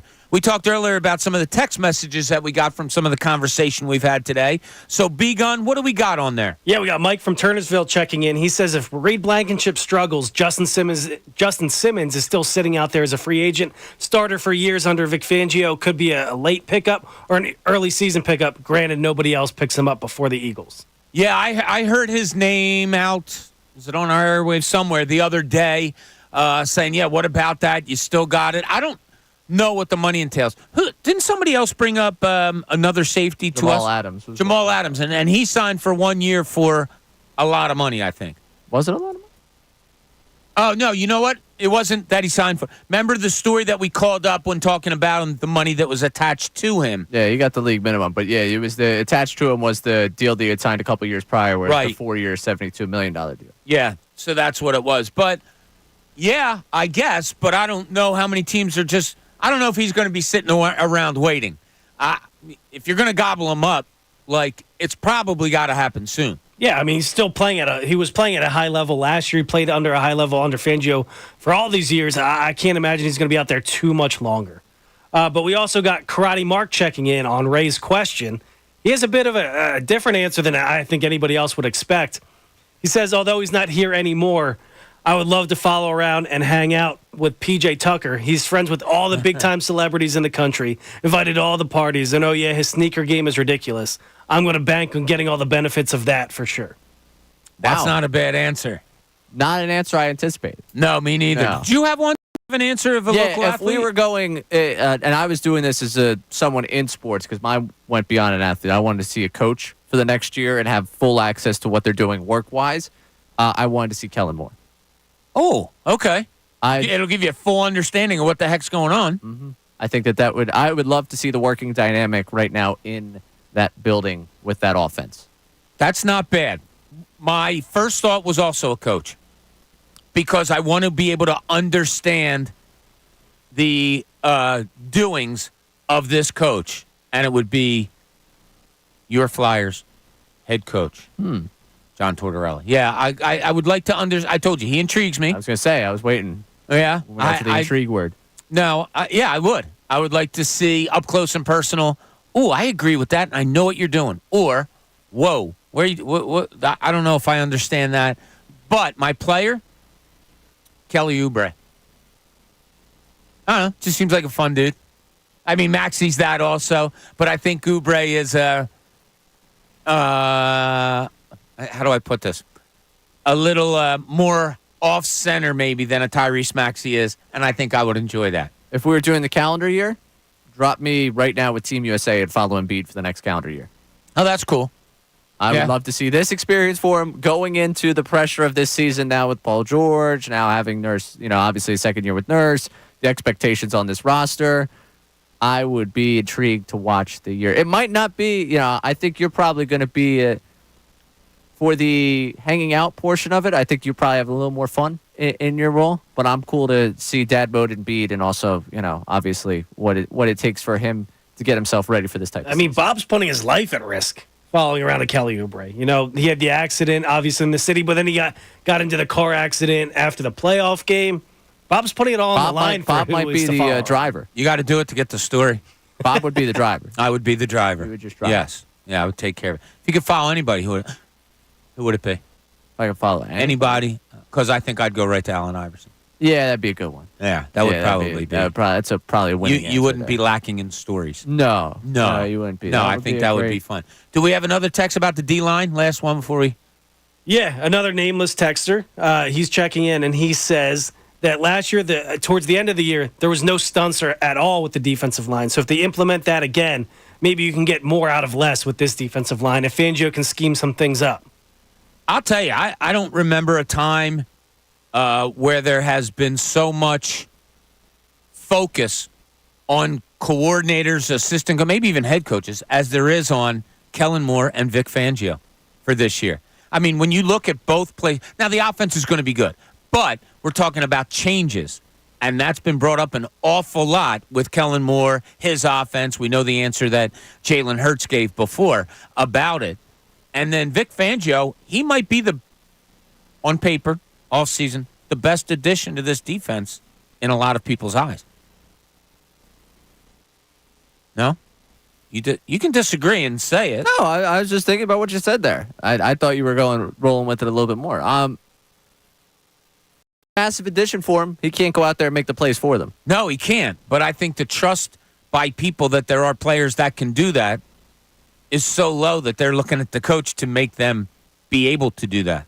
I don't know. Yeah, I don't know. It's looking at last season, they didn't have enough personnel, but they quite clearly ran themselves into the ground when they started handing some of the responsibilities off to Patricia and created chaos in that room. Yeah, absolute chaos in that room. Absolute chaos. Yeah. All right, when we get back, we're going to wrap it all up, take you into the best show ever as Tyrone, Bill Colarulo, and that blonde-headed girl are getting things situated for that. We appreciate you joining us all day. Give us a few more minutes to wrap this thing up. This is Middays. Bob Cooney, 97.5 The Fanatic.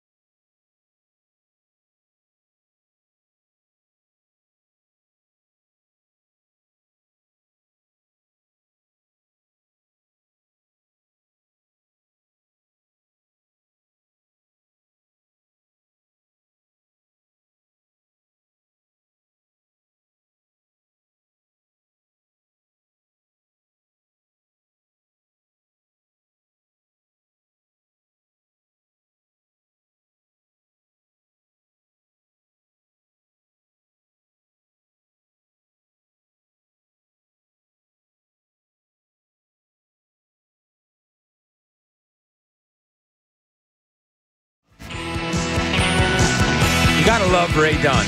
Like, the summer of 24, we have labeled it, and I think correctly, the summer of Ray Dunn. He's had a great summer so far. It's still going on.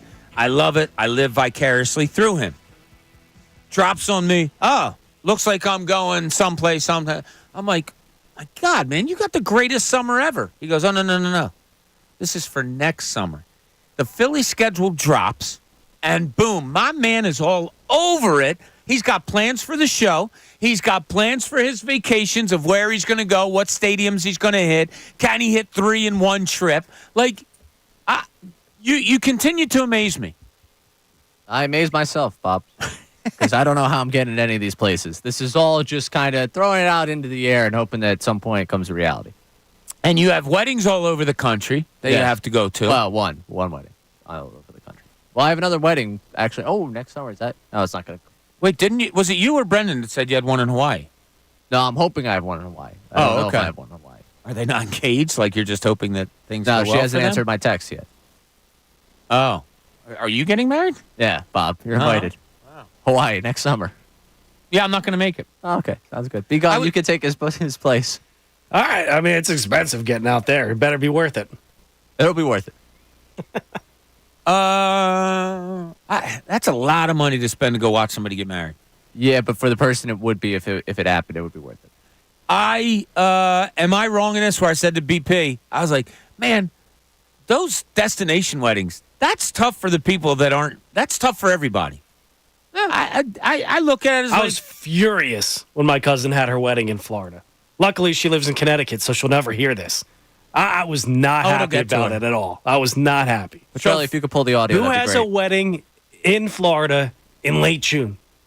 I couldn't even party. I felt so sick. It was on the beach. It was outside. It was muggy. It was disgusting. We were in Avalon last week and weekend for the day, and they were setting up on the beach for a wedding, which was cool. And we found out that the people that were getting married were from right around there. Cool, great, awesome. We have my wife's best friend, good friends of ours, but my wife's best friend growing up, she and her husband had 6 destination weddings in the span of like 3.5, 4 months. I get stressed out just having weddings around here, like 4 or 5 in a row. They're expensive. Yeah. Destination weddings. Imagine. On top of that. Yeah. And it's ones they had to go to, like nieces and nephews and stuff like that. Like, that's tough. Congrats to this guy for having friends, man. 4 or 5 in a row. God, my life is so tough. So many people want me to be there. As they turn 30 and everybody gets married. There's nothing I can do. It's tougher for the girls, I think, like that are in weddings. They got to buy the dresses, shoes, accompaniment, like the jewelry and stuff like that. Guys, we just like, can I get by with a blue suit? Yeah, cool, good, I'm in. Like, guys don't. Yeah, no, I haven't even thought about what I'm wearing to this wedding yet. No, as well you shouldn't. You have plenty of time to go. Yeah. So good luck when you text the girl. I mean, hopefully she says, cool, yeah, thumbs up. Yeah, if she just likes the message, then it's been real, guys. I'll see you guys in Hawaii next year for the wedding. Would that preclude you from working the land in Italy?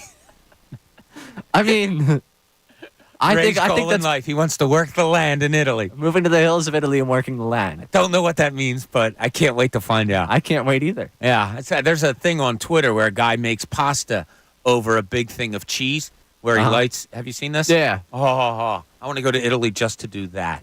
Just to do that. All right, listen, we thank you so much for joining us today. We'll be back at you, same group tomorrow, 10 o'clock. Stay tuned here. Best show ever coming up next. Tyrone, Bill Colarulo, and Savannah. Thanks so much for listening, everybody. We'll talk to you later.